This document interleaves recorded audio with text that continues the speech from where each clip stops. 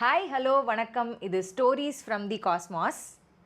நம்ம ஸ்டார்டிங் வீடியோஸில் நிறைய முன்னோர்கள் பற்றி பேச ஆரம்பித்தோம். மேனிஃபெஸ்டேஷன் இதை பற்றிலாம் பேசணும்.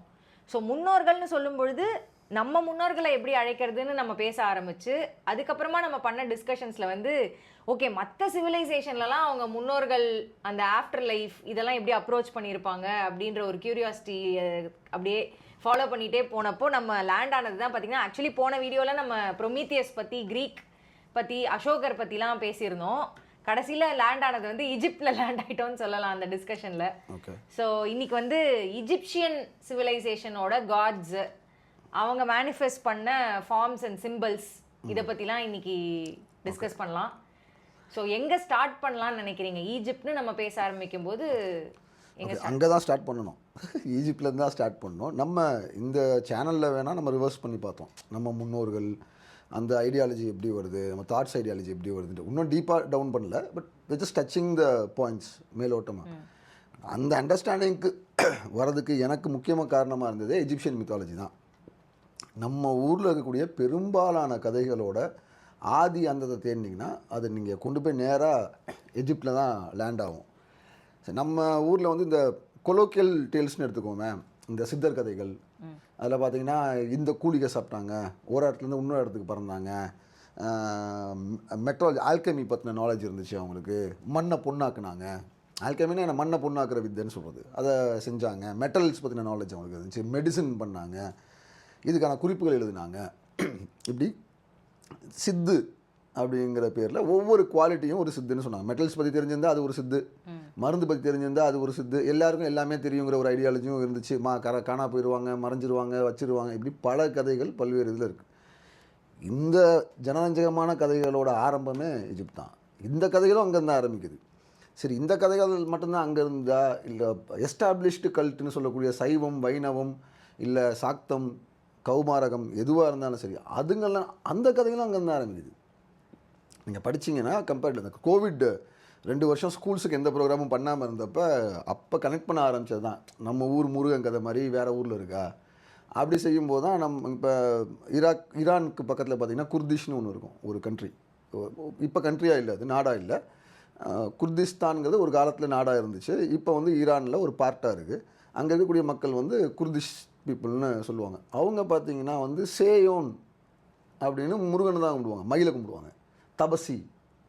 தபசி, சேயோன், இந்த மாதிரி வார்த்தைலாம் தமிழ்லேருந்து இப்படி இந்த க்யூரியாசிட்டியில் போய் தான் லேண்ட் ஆனது. அதனால் எஜிப்ட்லேருந்து ஆரம்பிக்கணும்னா எஜிப்ட்லேருந்தே ஆரம்பிப்போம். பட் எகிப்திய வரலாறுக்கான காலங்கிறது ரொம்ப பெருசு. நம்ம போன வீடியோவில் பேசணும்ல, அதை வச்சு அதுலேருந்து ஒரு கம்பேரிட்டிவ் போடுவோம். இப்போ தமிழ்நாட்டோட வரலாறு எவ்வளோ காலத்துலேருந்து இருக்குதுன்னு பேசணும். லாஸ்ட் டைம் கம்பேர் பண்ணி பேசணும். அசோகர் 3rd century BC ஏடியா பிசி. ஓ, 3rd century BC. ஓகே. அப்புறம் 6th century BC வரைக்கும் நம்ம பேசணும். 6th century BC வரைக்கும் பேசணும். அந்த 6th century BCங்கிறது தான் புத்தர் அந்த சமணர் மகாவீரரோட வாழ்ந்த காலம், அவங்க வாழ்ந்த பீரியட். அதனால் அந்த ஒரு டைம் ஃப்ரேமாக வச்சு தான் நம்ம இந்தியன் ஹிஸ்ட்ரியே கட்டமைக்கப்படுதுங்கிறனால அதுலேருந்து நம்ம பேசணும். இவங்க அங்கேருந்துலாம் பேச முடியாது. 6000 BCயிலேருந்து ஆரம்பிக்கணும். ஏன்னா எகிப்திய வரலாறுன்னு இன்றைக்கி நம்ம பேசிகிட்டு இருக்கிறது எல்லாமே, இல்லை இன்றைக்கி நமக்கு சொல்லப்பட்டிருக்கிறது எல்லாமே கிமு 3, அதாவது 3rd BCயிலேருந்து கிரேக்கர்களாலும் அதுக்கு பின்னாடி ரோமன்களாலும் நமக்கு சொல்லப்படுற கதைகள் தான். இன்றைக்கி இன்டெப்த்துக்கு உள்ளே போய் எஜிப்சியாலஜிஸ்ட்னு சொல்லிட்டு அதை ஒரு கோர்ஸாகவே எடுத்து தனியாக படித்து புது தியரிஸ்லாம், அந்த ஸ்டோரிஸ்லாம் வெளியே வந்துக்கிட்டே இருக்குது. அப்படி பார்த்தாலுமே ஒரு 6000 வருஷ கதை அது. இப்போ இந்த 6000 வருஷ கதையை 2ஆக ஸ்ப்ளிட் பண்ணலாம். 6000 BCங்கிறது, அதாவது இது ஏன் சொல்கிறேன்னா இந்த கிமு காலம் வரைக்கும் தான் நம்ம பேச போகிறோம். ஏடிங்கிற ஏரியாவுக்குள்ளே நம்ம வரமாட்டோம், கிமு வரைக்கும் தான் பேசுகிறோம். இப்போ நம்ம 6th century BCன்றது 600 BC. இவங்க 6000 BC. Okay, 6000 BC. அதாவது நீங்கள் இது புரிஞ்சுக்கிறதுக்கு மனுஷன் விவசாயத்தை 10,000 BCயிலிருந்து 8000 BC வரைக்கும் அங்கங்கே ஃப்ராக்மெண்ட்ஸாக பண்ணிகிட்டு இருக்கான். அதுக்கு ரெக்கார்ட்ஸ் உங்களுக்கு ஃப்ரான்ஸில் கிடைக்குது, சைனாவில் கிடைக்குது, டர்க்கியில் கிடைக்குது. இந்த மாதிரி நிறைய இடங்களில் விவசாயம் பண்ண ஆரம்பிச்சிட்டான். பார்லி பண்ணியிருக்காங்க, சில இடத்துல வீட் பண்ணியிருக்காங்க, ரைஸ் சைனாவில் 10,000 வருஷத்துக்கு முன்னாடியே ரைஸ் பண்ணிடுறாங்க. அப்புறம் இந்த ஃபார்மிங்க்கான மெத்தடாலஜி ஸ்ப்ரெட் அவுட் ஆகிறதுக்கு ஒரு 2000 வருஷம் ஆகுது. அதை ஹேண்ட் பிக் பண்ணி ரொம்ப ஃபாஸ்ட்டாக வளர்ந்த சிவிலைசேஷன்ஸில் முக்கியமானது எஜிப்ட். அப்புறம் அசிரியன் இருக்காங்க, இவங்க நம்ம இண்டஸ் சிவிலைசேஷன் இருக்குது. பட் இண்டஸ்க்குலாம் இவங்க ரொம்ப ஏர்லி. அப்போ அந்த நைலோட ரிச்னஸ்னால இவங்க அதை எடுக்கிறாங்க. அப்போ ஒரு 6000 பிசியிலேருந்து எஜிப்டில் நகரங்கள் உருவாயிருச்சு, பெரிய பெரிய நகரங்கள் வந்து உருவாயிருச்சு, கோவில்கள் கட்டப்படுது. பிரமிட்ஸே 4000 வருஷம் பழசு. இன்னையிலேருந்து பிரமிட் 5000 வருஷம் பழசு. அங்கே பார்த்தீங்கன்னா பிரமிட்ஸோட பீரியடுங்கிறது வந்து 2650 பிசிஇ, 3000 பிசிஇ, அப்போ அந்த பீரியட். அப்போ அது மிடில் பீரியட் ஆஃப் எஜிப்ட் தான். பிரமிடுக்கும் முன்னாடி ஒரு 3000 வருஷம் வரலாறு இருக்குது. நம்ம அந்த பிரமிட்ஸ்லேருந்து வரலாறு எடுத்துக்குவோம். 3500 பிசியிலேருந்து. ஏன் இந்த 3500 பிசியிலேருந்து எடுக்கிறோன்னா, 3500 பிசியில் இருந்து தான் நைல் நதி முழுவதுமாக ஆளப்பட்டது. இப்போ எப்படி நம்ம சோழர்களை வந்து சொல்கிறோம், ஏன்னா நம்ம காவேரி பிறக்கிற இடத்துலேருந்து காவேரி முடிகிற இடம் வரைக்கும் ஆட்சி பண்ணான். அதுதான் அவனோட மைட். நீங்கள் ராஜேந்திரன் பீரியட்லாம் க்ளோரிஃபை பண்ணி சொல்கிறதுக்கு காரணம் வந்து மிச்ச விஷயத்தெலாம் விட அந்த நதியோட பிறப்புலேருந்து இறப்பு, அது கடலில் சேர்கிற வரைக்கும் ஆட்சி பண்ணாங்க. அப்படி எகிப்தை முழுவதுமாக நெய்மர் கேப்சர் பண்ணி ஆட்சி பண்ண ஆரம்பிக்குது. அதுலேருந்து ஆரம்பிக்கிறது தான் எகிப்திய ஹிஸ்ட்ரி. ஸோ நம்ம அதுலேருந்து நம்ம எகிப்தை பற்றி வேணால் பேச ஆரம்பிக்கலாம். ஓகே, இப்போ நைல முழுவதுமா அப்படின்னா அதுக்கு முன்னாடி பிரிஞ்சிருந்ததா? அது ஆமாம், இருந்து நம்ம அப்ரோச் பண்ணி பார்க்கலாமா? அந்த மேப்பும் இருக்குது நம்மக்கிட்ட. ஸோ இது நைலை எப்படி பிரிக்கிறாங்க அப்படின்னா, lower Egypt and upper Egypt 2 நாகரிகமாக பிரிக்கிறாங்க. இப்போ இதை புரிஞ்சுக்கிறதுக்கு நம்ம வந்து சேரா சோழா பாண்டியான்னு நம்ம எடுத்துக்குவோம். இது 3மே ஆற்றை மையப்படுத்தின நாகரிகங்கள் தான். சேரா அப்படிங்கிறது பெரியார், அதுவும் வெஸ்டர்ன் காட்ஸில் தான் பிறக்கும். பாண்டியா யார்? பெருணைங்கிற தாமிரபரணியை மையமாக வச்சாங்க. அப்புறம் தான் அவங்க வைகைக்கு நகர்றாங்க. சோழாஸ் யார்? காவிரியை மையமாக வச்சு உருவான நாகரிகம். இவங்கெல்லாம் வந்து இப்போ பாண்டியாவாக இருக்கட்டும், சேராவாக இருக்கட்டும், சோழாவாக இருக்கட்டும், இவங்கெல்லாம் பேரரசாக உருவானவங்க. அதுக்கு முன்னாடி சிற்றரசுகளாக இருந்துச்சுல, அதே காவிரிக்கரை தான், ஆனால் சின்ன சின்ன அரசுகளாக ஆட்சி பண்ணியிருப்பாங்களே, அந்த மாதிரி தனித்தனி நகரங்களாக இருந்து ஒரு 6000 பிசிக்கு முன்னாடி தான் இதுங்க வந்து ஒரு எகிப்து வந்து ஒன்றாகி பெரிய பேரரசுகளாக உருவாகுது. அப்போ எகிப்து 2 பேரரசு, ஒன்று லோவர் எஜிப்ட் பேரரசு, ஒன்று அப்பர் எஜிப்ட். இந்த லோவர் எஜிப்ட் அப்படிங்கிறது கீழ்ப்பக்கமாக இருக்கிறதுனால இல்லை, கடல் போய் நதி போய் ஆற்றுல கலக்கிற இடம் லோவர். ஏன்னா நீங்கள் நதியோட பார்வையில் நீங்கள் பார்த்தீங்கன்னா ஹையர் ஆல்டிடியூடில் பிறக்கும், லோவர் ஆல்டிடியூடில் போய் சேருங்கிறதுனால லோவர் அப்படிங்கிறது வந்து கடலில் கலக்கிற இடம், அப்பருங்கிறது வந்து நதி உருவாகி ஓடி வர இடம். ஸோ அதை 2ஆக பிரிக்கிறாங்க, upper Egypt, lower Egypt. So இது 2க்கும் தனித்தனி க்ரௌன்ஸே உண்டு. நீங்கள் எஜிப்சியன் இது பார்த்தீங்கன்னா நெய்மர் காலத்துக்கு முன்னாடி பார்த்தீங்கன்னா ஒரு க்ரௌன் பிளாக் ஒயிட்டாகவும் ஒரு க்ரௌன் ரெட்டாகவும் இருக்கும். ஒரு க்ரௌன் டோப்பா மாதிரி ஃபுல்லாக கவராக இருக்கும், இன்னொன்று வந்து குச்சி மாதிரி ஸ்டிக் மாதிரி இருக்கும். 2ஐயும் சேர்த்து போடுறதா இமேஜ் வரதெல்லாம் வந்து நெய்மர் காலத்துல தான் வர ஆரம்பிக்கும். ஸோ அந்த நைல் நதியோட பிறப்பு, நைல் நதி போய் கடலில் சேர்றதை வச்சு 2ஆக பிரிக்கிறாங்க. அந்த க்ரௌன்ஸுமே நீங்கள் பார்க்கலாம், இந்த சிகப்பு ரெட்டு வந்து அப்பர் எஜிப்டோடது, லோவர் எஜிப்டோட வந்து ஒயிட் நீளமாக இருக்கிறது, அதுதான் அதோட க்ரௌன்ஸு. ஸோ நெய்மர் 2ஐயும் கேப்சர் பண்ண இருக்கும்போது நெய்மர் ஃபுட்பால் பேர், நெர்மர் கேப்சர் பண்ணும்போது 2ஐயும் சேர்ந்த மாதிரி க்ரௌனை அணிய ஆரம்பிக்கிறது. அது நடக்கிற டைம் வந்து 3500 பிசி. இன்னையிலேருந்து 2000 வருஷம் போனீங்கன்னா 0, அதுலேருந்து 3500 வருஷம் பின்னாடி 5500 வருஷத்துக்கு முன்னாடியே இந்த இவ்வளோ பெரிய நதி கரையை முழுசாக சேர்த்து ஒருத்தர் ஆட்சிக்கு வந்துட்டார். ஸோ நம்ம அதுலேருந்து நம்ம எடுத்துக்கலாம். இதுவும் அதே மாதிரி. ஆமாம், இதுவும் இன்றைக்கி வரைக்கும் இருக்கக்கூடிய முக்கியமான டெம்பிள்ஸ். இது அவ்வளோவோட கன்ஸ்ட்ரக்ஷன் பீரியட் எதுன்னு பார்த்தீங்கன்னா அந்த 3500 நெர்மர் பீரியட்லேருந்து ராம்சஸ் 19th டைனாசிட்டி, அடுத்து 20th டைனாசிட்டி வரைக்கும் ஃப்ளரிஷிங்கில் இருந்தாங்க, 1000 பிசி வரைக்கும். அப்புறம் கொஞ்சம் கொஞ்சமாக ஃபால் ஆரம்பித்து அலெக்சாண்டரோட பீரியடில் கம்ப்ளீட்டாக எஜிப்ட் வந்து அவங்களுக்கு கண்ட்ரோலுக்கு போயிடும், விச் இஸ் ஃப்ராக்மெண்டடாக உடைக்கப்படும். லோவர் எஜிப்ட்லாம் வந்து அலெக்சாண்டர்கிட்ட போய் அலெக்சாண்டிரியான்னு ஒரு நகரம்லாம் அவர் உருவாக்கிடுவார் 3rd century பிசியில். அதுக்கப்புறம் தெரியும் கிளியோபாட்ரா, ஜூலியஸ் சீசர் கதை, அது தனியான கதை. கம்ப்ளீட்டாக எகிப்து ரோமுக்கு கீழே போயிடும். So flourishing period of Egypt அப்படிங்கிறது வந்து 3500 பிசியிலேருந்து கிட்டத்தட்ட ஒரு 1000 பிசி வரைக்கும், 2500 வருஷம் இந்த இடம் ஃபுல்லாக ஃப்ளரிஷ் ஆச்சு. இன்றைக்கி நம்ம திரும்ப திரும்ப போய் பார்க்குறது இந்த பல இடங்கள் அது மட்டும்தான். கண்டிப்பாக ஒரு நாகரிகம் இந்த மாதிரி இந்த அளவுக்கு ஃப்ளரிஷ் ஆகணும் அப்படின்னா வந்து அவங்களுக்குன்னு அவங்க ஒரு மறுபடியும் நம்ம தெய்வ சக்திக்கே வருவோமே, ஏதோ ஒரு விதத்தில் இந்த பிரபஞ்சத்தோட சக்தியோ எதையோ அவங்க சார்ந்து இருந்ததுனால தான் அவங்களால இவ்வளோ ஃப்ளரிஷ் ஆக முடிஞ்சதுன்றது நம்ம சொல்லலாம் இல்லையா?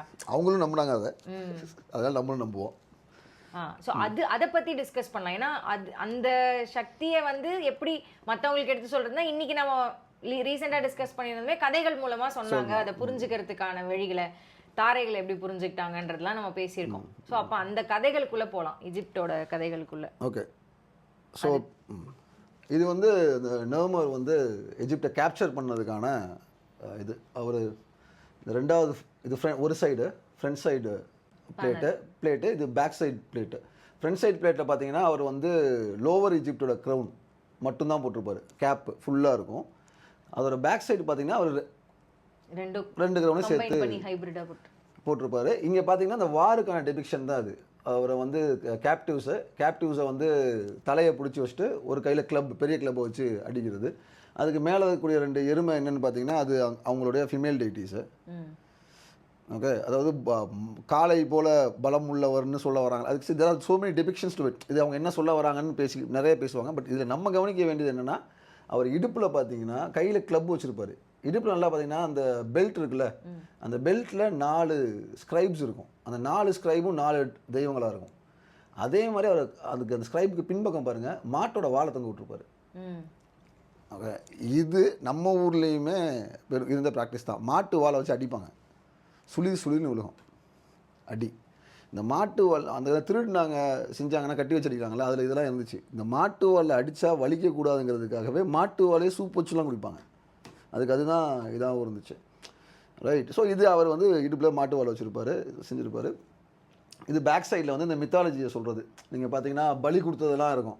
அவன் உடம்பு, அவன் தலை வந்து அவன் காலுக்கு நடுவில் இருக்கிறது எல்லாமே இருக்கும். இப்போ ப்ரொசஷன் போகிறது இதெல்லாம். ஸோ இதெல்லாம் வச்சு ஓரளவுக்கு நம்மளால் எகிப்துலேயுமே நம்ம ஊர் மாதிரியே பல்வேறு மதங்கள் இருந்து அப்புறம் கட்டமைக்கப்பட்ட 2-3 மதங்கள் உருவாகி அப்புறம் அதுங்களே சண்டை போட்டு டெஸ்ட்ராய் ஆகி புதுசாக மதங்கள், ஏகப்பட்ட காட்ஸ், ஏகப்பட்ட ரிலீஜன்ஸ் தோன்றிக்கிட்டே இருந்துச்சு. ஓகே, ஸோ அதை ஏர்லி காட்ஸ் ஆஃப் எஜிப்ட்னு சொல்லிடுவாங்க. ஃபஸ்ட்டு வந்து ஏர்லி காட்ஸ் ஆஃப் எஜிப்ட், அடுத்து நியூ காட்ஸ் ஆஃப் எஜிப்ட். இந்த நியூ காட்ஸ் ஆஃப் எஜிப்டோட ஹிஸ்ட்ரியே 3000 BCலேருந்து இருக்குது.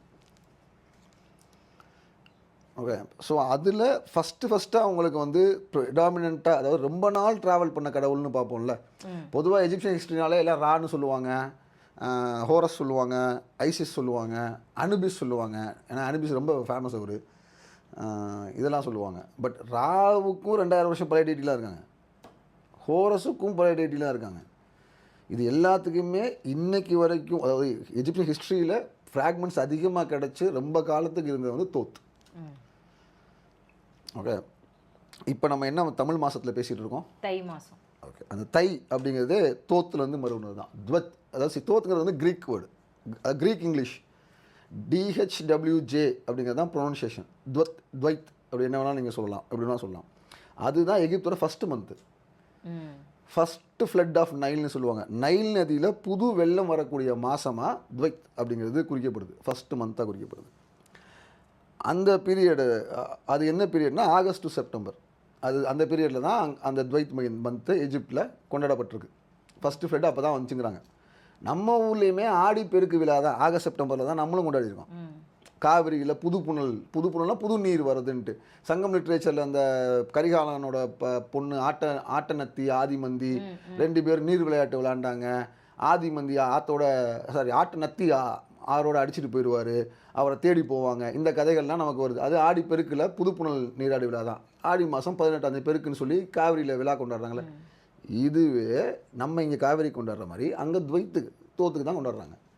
அந்த மாதத்து பேர் தைத் தோத். இப்போ நம்ம தமிழ் மந்த்ஸை ஆராய்ச்சி பண்ணுறவங்க தை மாதங்கிறதோட ரெஃப்ளெக்ட் அங்கேருந்து தான் வந்திருக்கணும்.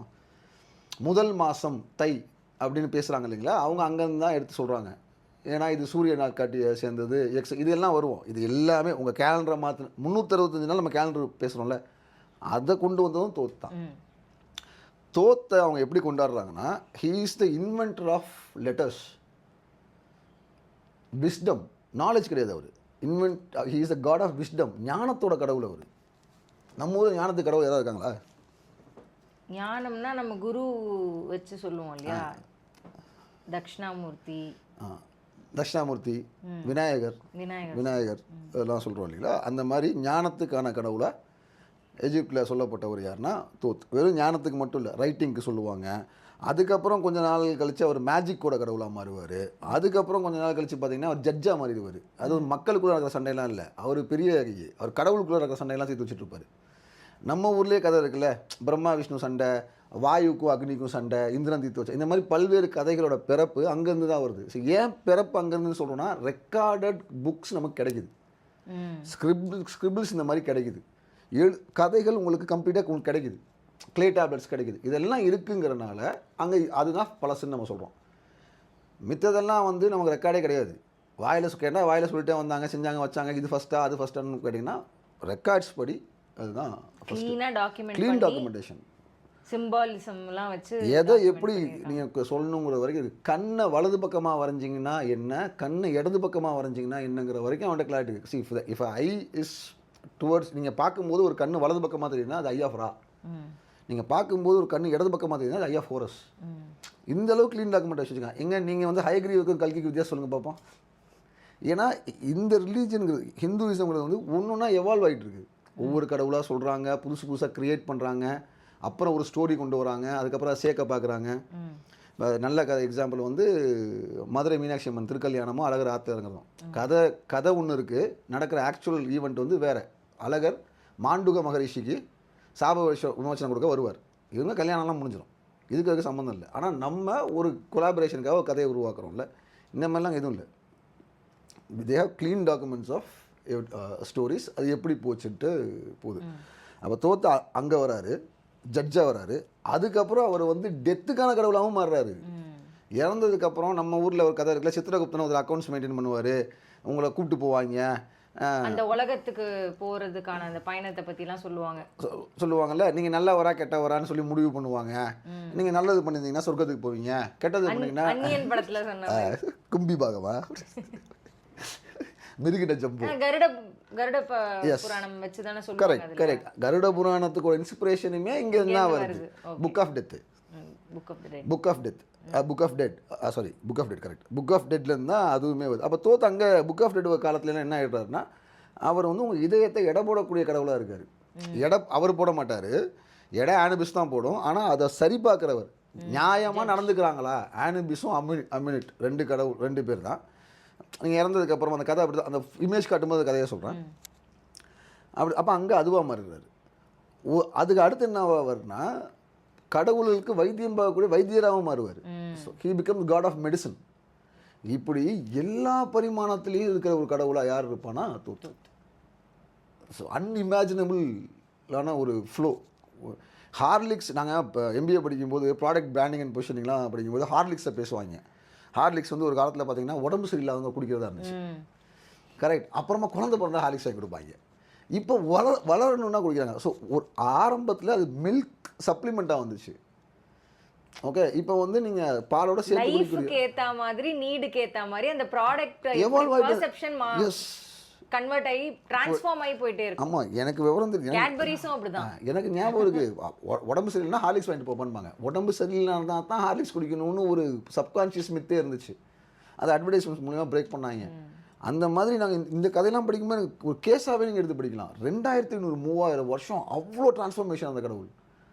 அண்ட் எல்லா டிரான்ஸ்ஃபார்மேஷன்லையுமே he was there present. Form எடுத்து பிரசன்ட் ஆகி இருந்துட்டு. அப்போ அந்த கல்ட் எவ்வளோ ஸ்ட்ராங்காக இருந்துக்கும் யோசிச்சு பாருங்க. தோத்தோட கல்ட் அது ரொம்ப கார்டாம் ஸ்ட்ராங்காக இருந்துச்சு. ஏன்னா நான் உங்களுக்கு வந்து ஒரு எவிடன்ஸ் உங்களுக்கு காட்டுறேன். தமிழ்நாட்டில் கிடைச்ச ஒரு எவிடன்ஸில் தோத்துக்கு சொல்லப்பட்ட கதை இருக்குது.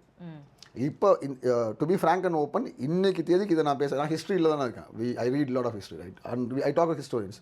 இதை நம்ம பேசுகிற வரைக்குமே இந்த ஆஸ்பெக்டில் இன்னும் அந்த ஆப்ஜெக்டை யாரும் பார்க்கவும் ஆரம்பிக்கலை. ஏன்னா நமக்கு எஜிப்சிய கதைகள் தெரியறதில்லை, எஜிப்சிய கதைகள் நம்ம படிக்கிறதில்லை. நம்ம லேண்டுக்குள்ளே ஆயிரக்கணக்கான கடவுள்கள் உருவாக்கி வச்சிருக்காங்க.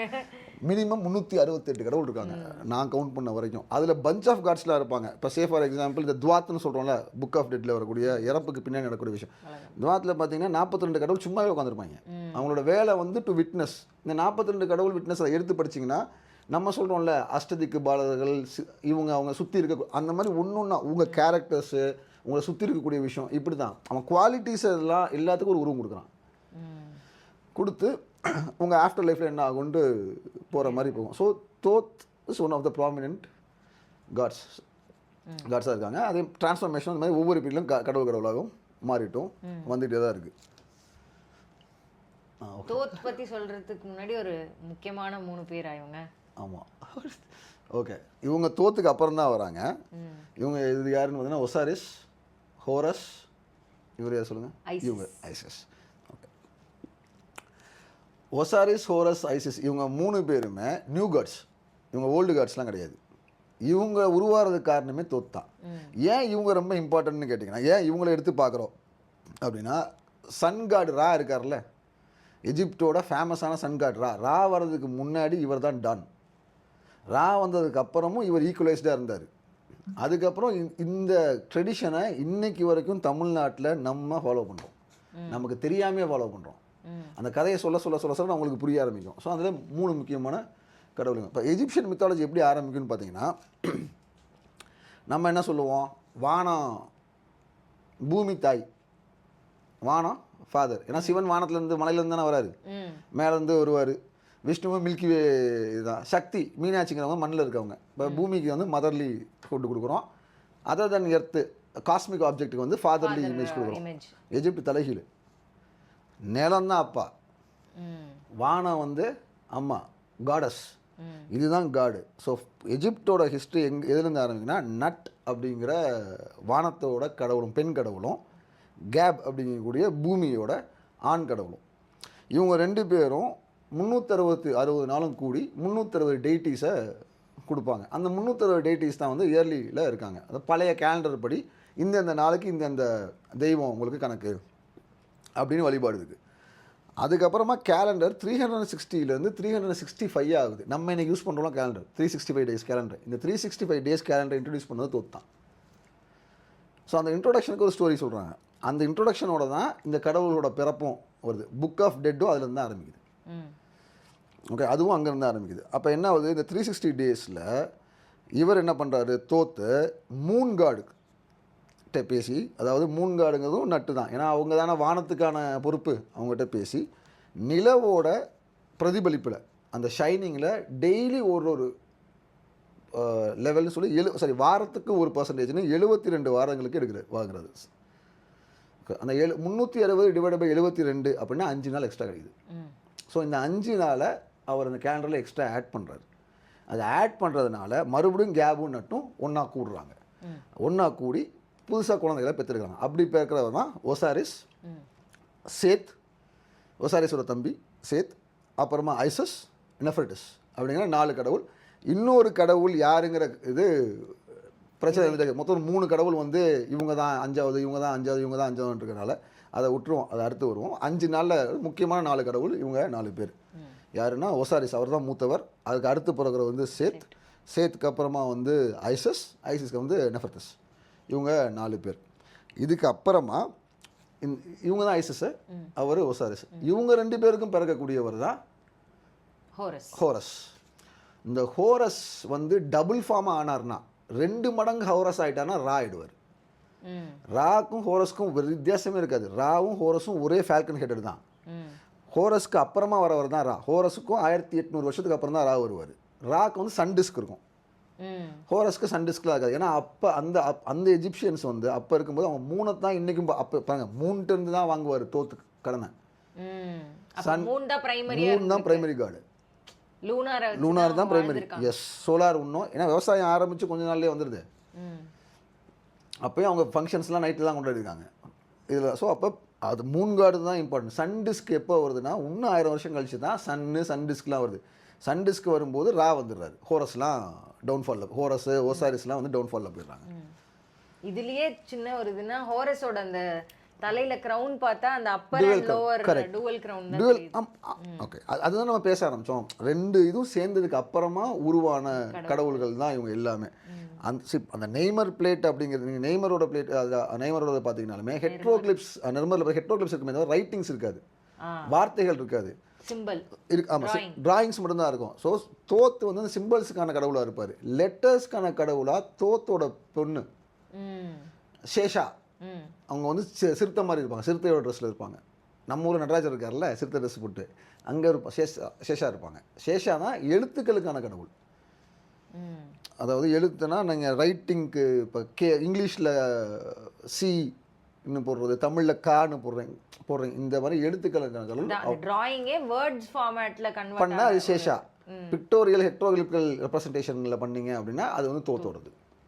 அப்போ நீங்கள் மனுஷன் முத சிந்திச்சு ரெக்கார்ட் பண்ணணும்னு நினைக்கும் போது இந்த கடவுள் தோத்து, எழுத்துக்கு வரும்போது சேர்த்து வந்துடுறாங்க. அப்போ எழுத்து வந்து அவன் தோத்தான். ஃபஸ்ட்டு பிக்டோரியல் ரெப்ரசன்டேஷன் தான். நம்ம ஒரு குழந்தை எப்படிங்க பண்ணோம், ஃபஸ்ட்டு படம் வரைஞ்சி பழந்து அப்புறம் தாங்க லெட்டர் எழுத ஆரம்பிக்கும். Same concept. இப்படி ஒவ்வொரு கடவுளாக எவால்வ் வராங்க. ஸோ அந்த பீரியடில் வந்தவங்க தான் இவங்கெல்லாம். ஏன் இம்பார்ட்டன்ட்னு பார்த்தீங்கன்னா, நான் சொன்ன மாதிரி தான் இன்றைக்கும் நம்ம ட்ரெடிஷனில் நம்ம ராவை கும்பிட்றது இல்லை, ராவை பற்றி ரெஃப்ளெக்ஸ் பண்ணுறது இல்லை. அதுக்கப்புறம் ஏத்தன்னு ஒரு காடு வந்துச்சு, அதை பற்றி பண்ணுறது இல்லை. ஹோரஸ் எல்லாம் நம்ம இன்றைக்கி வழிபாட்டில் தான் இருக்கோம். கருடாழ்வார், ஹரி, ஹோர், பெருமாளுக்கு ஹரிங்கிற பேர் அதெல்லாம் ஹோருங்கிற இதுலேருந்து தான் வருது. பெருமாளுக்கு நீங்கள் கொடுக்கக்கூடிய அந்த கருடனில் வருவாருன்னு சொல்கிறதெல்லாம் வந்து ஹோரஸோட ரெஃப்ளெக்ஷன் தான். நீங்கள் கருட புராணங்கிறது என்னது? கருட புராணம்ல நிறைய வருது. அதுல முக்கியமா இந்த புக் ஆஃப் தி டெட் மாதிரியான விஷயங்களும் சொல்லியிருக்காங்க. மரணத்துக்கு பின்னாடி மரணத்துக்கு பின்னாடி ஒரு உலகம் இருக்கு, அதுல என்னெல்லாம் நடக்கும்ன்றதும் பார்ட் ஆஃப் இட். அதை தாண்டி நிறைய இருக்கு. அது நான் படிச்சது இல்லைங்க. அதுல ஏன் கருடன் சொல்லப்படுறாரு, அது ஏன் கருட புராணம் சொல்லப்படுது? அதை கடக்கிறதுக்கு உதவற ஒரு சிம்பலா. ஓகே, இது எல்லாம் டெக்ஸ்ட்ல தான் நம்ம படிச்சுட்டு இருக்கோம், இல்லை சொல்லிட்டு இருக்கோம். இது எல்லாமே ஆர்ட் ஃபார்ம்லேயே நீங்கள் எஜிப்டில் பார்க்கலாம். இறந்ததுக்கப்புறம் மனுஷனை கூட்டிகிட்டு போகக்கூடிய அந்த படகை ஓட்டக்கூடியவர் ஹோரஸாக தான் இருப்பார். அவங்க கூட தோத்து இருக்கும், அப்புறம் அமுன் இருக்கும். அப்போ அவர் தான் உங்களுக்கு சொல்லுவார் எப்படி இதெல்லாம் செய்யணுன்ட்டு. ஸோ அந்த கதை அப்படி தான் போகும். அந்த கதையோட அப்படியே வேறு விதமான ஒரு ரெப்ளிகா தான் நம்மளுடைய கருட புராணம்னு சொல்லக்கூடியது தான்.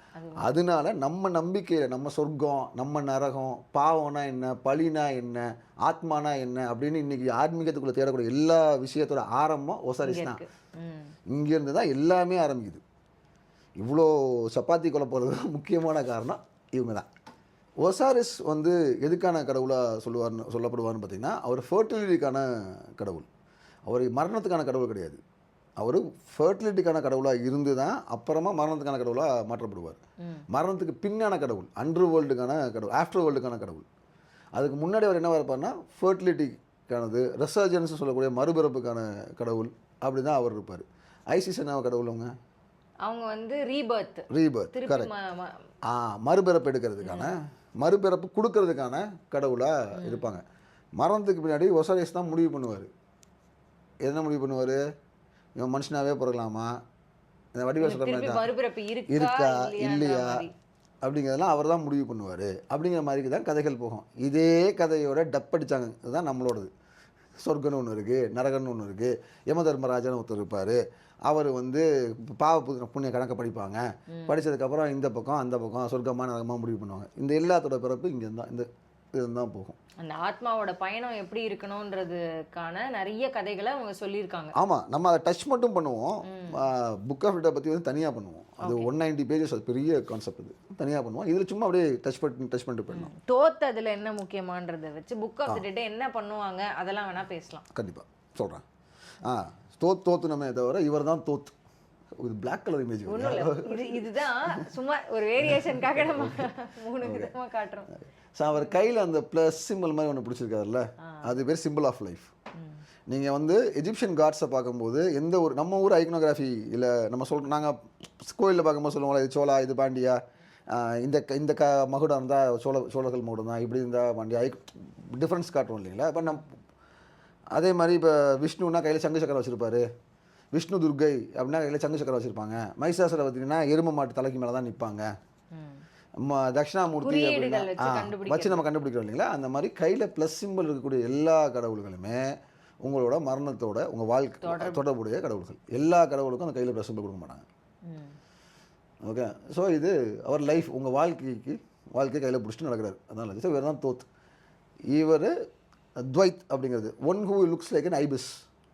ஐபிஸ் பறவைனா நீங்கள் தமிழ்நாட்டிலையும் பார்க்கலாம், ஏதோ வெளிநாட்டு பறவைலாம் இல்லை, சினிமா பாட்டிலே வந்துருக்குது. இது நேற்று நான் செஷனில் கூட சொன்னேன். இந்த பாட்டை செஷன் இருக்கு. அன்றில் பறவை, கரெக்ட். பாய்ஸ் படத்தில் வரல, பாய்ஸ் படத்தில் வரல, அன்றில். அந்த அன்றில் பறவையோட ஆங்கில பேர் தான் ஐபிஸ். தமிழ்நாட்டில் அதாவது இந்த தோத்தோட ஐபிஸை வந்து சாக்ரட் ஐபிஸை சொல்லுவாங்க. தமிழ்நாட்டில் அன்றில்னு சொல்லக்கூடியது வந்து கிளாசி ஐபிஸ்னு சொல்லுவோம். நம்ம வயல்களில் சாதாரணமாக பார்க்கலாம். நீங்கள் மதுரை பக்கம்லாம் போனீங்க, மதுரை ராமநாதபுரம்லாம் போனீங்கன்னா ஏகப்பட்டது பார்க்கலாம். அந்த மழை முடிஞ்சு பயிர் போடுவாங்கள்ல, அப்போ வயலில் நடவு நடக்கும்போது ஈஸியாக பார்க்க முடியும். உத்தரவாச மங்கை தான் அந்த வாராய் கோயிலுக்கு சைடில் வள வளைஞ்சிருக்கும். பார்க்க கருப்பாக தெரியும் உங்களுக்கு. பட் அது கருப்பாலாம் ரெக்கையை விரிச்சுன்னா அப்படி ஜொலிக்கும். பயங்கர அழகாக இருக்கும். அது ப்ரௌனிஷ் கலர் தான். அது விரிச்சா கோல்டு கலர்லாம் அது ஃபெதர்ஸ். நல்ல அடல்ட் மேல் விரிச்சுன்னா கோல்டு, வயலட்டு, ரெட்டு, பிங்க் எல்லாம் மிக்ஸ் அண்ட் மேட்ச்சில் அந்த ஃபெதர்ஸ்குள்ளேருந்து அப்படி விரிஞ்சு பயங்கர அழகாக, ரொம்ப அழகாக இருக்கும். அது நம்மளால் அன்றில்னு சொல்லுவோம். அன்றிலுக்கு நிறைய கதைகள் இருக்குது. அது இங்கே தோத்து வந்து அங்கே வந்து சேக்ரட் ஐபிஸ்ன்னு சொல்கிறாங்க. அடையாளம் காண்றாங்க. அதை கடவுளாக மாற்றிருக்காங்கன்னு சொல்லலாமா? அந்த இல்லை, எஜிப்சியன் காட்ஸ் வந்து பிளைண்டடாக நம்ம எடுக்க முடியல. ஆமாம், there are so many understandings towards it. அவன் வந்து சும்மா ஒரு சிம்பிளை போட்டான்னு பார்க்குறவங்க ஒரு பக்கம், இல்லை ஒரு ரீசன் இருக்குன்னு பார்க்குறவங்க. ஃபார் எக்ஸாம்பிள் வந்து இப்போ ஹோரஸ் பார்த்தீங்களா, ஒரு ஃபால்கன் ஹெட்டு போட்டிருப்பாங்க. அது என்ன ஃபால்கன் வரைக்கும் சொல்லலாம், பெரிகிரி ஃபால்கன் அதை சொல்லுவோம். பெரிகிரி ஃபால்கன்ஸ்லாம் வந்து fastest predator on earth. 280 mile per hour ஸ்பீடில் இறங்கும். அது நீங்கள் அது மெஸ்மரைசிங் சைட். அது பார்த்துருக்கேன். நீங்கள் இமேஜினே பண்ண முடியாத ஸ்பீடு. அந்த ஸ்பீடில் வந்து அது ஹிட் பண்ணுறது தான் அந்த இறையை நிலக்குலைய வைக்கும். அது வெயிட்டே இல்லை, சின்ன பறவை அது. நீங்கள் ஷிக்காரான்னு இந்தியாவில் பார்ப்பீங்க, பருந்தை விட சிறுசாக இருக்கும். ஷிக்காராவோட இன்னும் கொஞ்சம் பெருசாக பார்த்தீங்கன்னா ஃபால்கன். அந்த ஃபால்கன் வந்து ஒரு வாத்தை வேட்டையாடி தூக்குதுங்கிறத நீங்கள் நம்பவே முடியாது, அவ்வளோ ஃபாஸ்ட் அடிக்கும். இது இன்னொரு எக்ஸாம்பிள். அப்போ அந்த ஒருத்தன் ரியாக்ட் பண்ண விடாமல் அடிக்கிறதுங்கிற குவாலிட்டி இருக்குது பார்த்தீங்களா, அந்த குவாலிட்டிக்கு ஒரு உருவம் கொடுத்தீங்கன்னா என்ன கொடுப்பீங்க? ஃபால்கன் தான் அவனுக்கு ஞாபகம் வரும். அப்போ அந்த குவாலிட்டிக்கு அந்த உருவம் கொடுக்குறான் அப்படிங்கிற கான்செப்ட்ஸும் உண்டு. நான் அதை தான் நம்புவேன். அவன் ஒருத்தர் நீங்கள் எழுதுறீங்க அப்படின்னா, எஜிப்ஷியன்ஸ் வந்து கிளே டேப்லெட்டில் தான் எழுத ஆரம்பித்தானுங்க. அப்போ உங்களுக்கு அந்த பீக் ஷேப் வந்து உங்களுக்கு யூஸ்ஃபுல்லாக இருக்கும் எழுத. அதை நீங்கள் சப்போர்ட்ஸ் பண்ணுற மாதிரியே சாக்ரட் ஐபிஸ்ன்னு இவங்க கொண்டாடுற ஐபிஸ் வந்து எஜிப்ட் அந்த நைல் நதி ஓடக்கூடிய எந்த இடத்துலையுமே இன்றைக்கி இல்லை, வாழலை. நமீபியாவில் இருக்குது, லிபியாவில் இருக்குது. ஆனால் இந்த இடத்துல ஃபுல்லாக எண்டமிக்காகவே ஆயிடுச்சு. அவ்வளோ வேட்டையாடப்பட்டிருக்கு. பயந்து போகும்ல.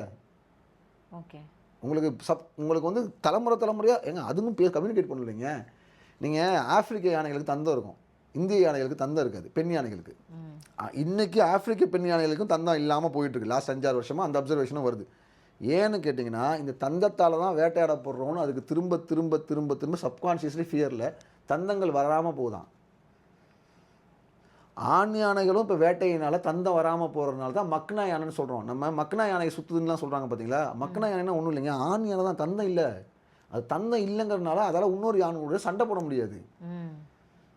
See, in males world of animals you have to fight. All time you have to fight. அதாவது சண்டை போட முடியாது, எந்த கூடத்தையும் சேர முடியாது. அதனால ஃபர்ஸ்ட் வேட் ஆகி தனியாகவே சுற்றிட்டு இருக்கோம். மனுஷன் தனியாக அப்படின்னா என்ன பண்ணுவான்?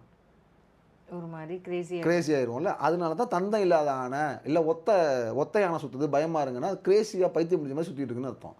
மக்னாங்கிறது அது சப்கான்ஷியஸ்லி எடுத்தது தான். அந்த மாதிரி சப்கான்ஷியஸாக இது நைல் நதியோட பரப்புலேயே இல்லாமல் போயிடுச்சு. அப்படி அடித்து துவம்சம் பண்ணியிருக்காங்க. உங்களுக்கு எதுக்கு தேவை? அவன் சாப்பிடவும் இல்லை. அவன் சாப்பிட்றதுக்கு மிச்சம் எல்லாமே இருந்துச்சு. Consider the peak. அந்த பீக் புனிதமாகிறத நம்பப்பட்டு அதை பீக் வச்சு இப்போ நம்ம வந்து குருவாயூர் போய் எழுதுனா குழந்தை நல்லா படிக்கும், சரஸ்வதி கோயிலில் பேனா வச்சு கொடுத்தா சென்டம் வாங்கிடும் அப்படின்னு நம்புற மாதிரி இந்த பீக்குக்காக வேட்டையாடப்பட்டு அழிச்சதாக சொல்கிறாங்க. அந்த பீக் ஏன் தேவைப்பட்டிருக்குன்னு ஆதி காலத்தில் அவன் கிளேல எழுதுறதுக்கு அவன் யூஸ் பண்ணியிருப்பான். அந்த சைஸ் மார்க்கிங். ஆமாம், ஒவ்வொருத்தர் விரல் வந்து வித்தியாசமாக இருக்கும். கிளே டூல் ஷார்ப்பாக வசதியாக இருக்கும், கட் பண்ணி டூலாக எழுதுறதுக்கு யூஸ் பண்ணியிருப்பாங்க. அதனால விஸ்டமுக்கும் ரைட்டிங்க்கும் இந்த உருவம் கொடுத்துருக்கலாம் அப்படிங்கிறது ஒரு பொதுவான நம்பிக்கை. ஏன்னா ஐபிஸ் பறவையோட லைஃப்ங்கிறது வந்து அன்றில் நம்ம தமிழில் இத்தனை பறவை ஏன் அன்றில் சொன்னாங்கன்னா அது ஒரு துணையோட வாழும்னு ஒரு நம்பிக்கை இருக்குது. ஸ்டடீஸ் எதையுமே அதை ப்ரூவ் பண்ணல. ஹார்ன்பில்லுக்கு அந்த ஸ்டடி இருக்குது. ஹார்ன்பில் மரணத்து வரைக்கும் ஒரே ஒரு இணையோடு இருக்குன்னு ஸ்டடி இருக்குது. ஆமாம், உண்மை. பட் ஆனால் அன்றிலுக்கு அந்த மாதிரி ஸ்டடிலாம் இல்லை. ஒரு நார்மல் பேர்ட் லைஃப் தான் அதோடது, நார்மலான மேட்டிங் பேட்டர்ன் தான் அதோடது, எல்லாமே தான். ஆனால் அப்படி ஒரு சாதாரண ஒரு பறவை வந்து அந்தளவுக்கு கடவுள் ஸ்டேட்டுக்கும் இன்னொரு பக்கம் இலக்கியத்தில் வந்து கொண்டாடப்படுறதுக்கும் ஏதாவது காரணம் இருக்கணும்ல. அப்போ அண்டர்ஸ்டாண்டிங் என்னன்னா, கடவுளாக ஒரு இடத்துல கொண்டாடப்பட்டதுனால இன்னொரு இடத்துல புனிதப்படுத்திருக்காங்க.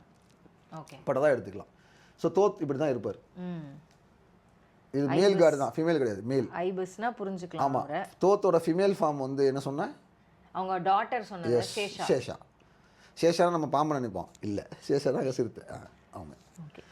இதுதான் ஜஸ்ட் எக்ஸாம்பிள். எப்படி அவங்க இதுதான் வார்த்தையில எழுதின லிட்ரேச்சரே இன்னைக்கு புரிஞ்சுக்க இவ்வளவு கஷ்டப்படுறோமே, இதெல்லாம் எப்படி இன்டர்பிரேட் பண்ணி அதை எழுதி கடத்தி தோத் உருவாக்குன எழுத்துக்கள் இதுதான் லெட்டர்ஸ். இது ஹெட்ரோகிளிப்ஸ்னு சொல்கிறோம் அதை.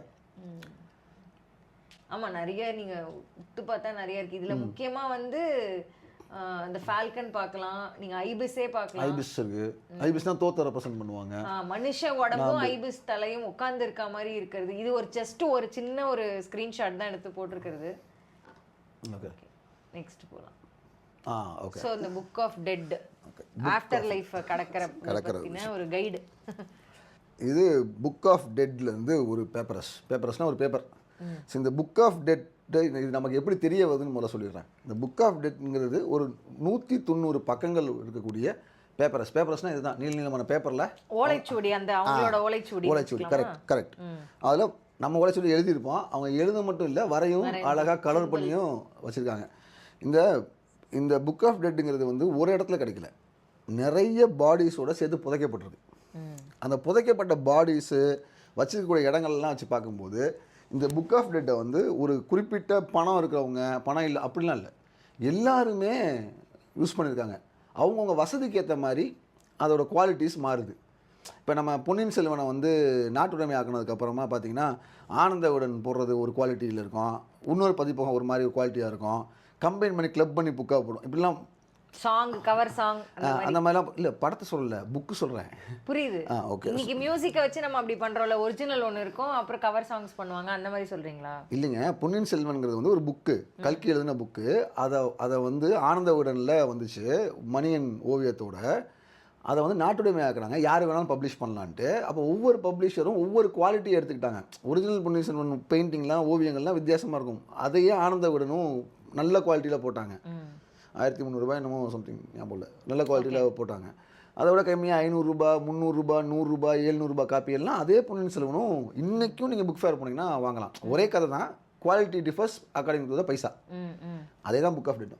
அந்த காலத்து எல்லா மக்களுமே அதை பயன்படுத்தியிருக்காங்க, அவங்க கலரையில் வச்சுருக்காங்க.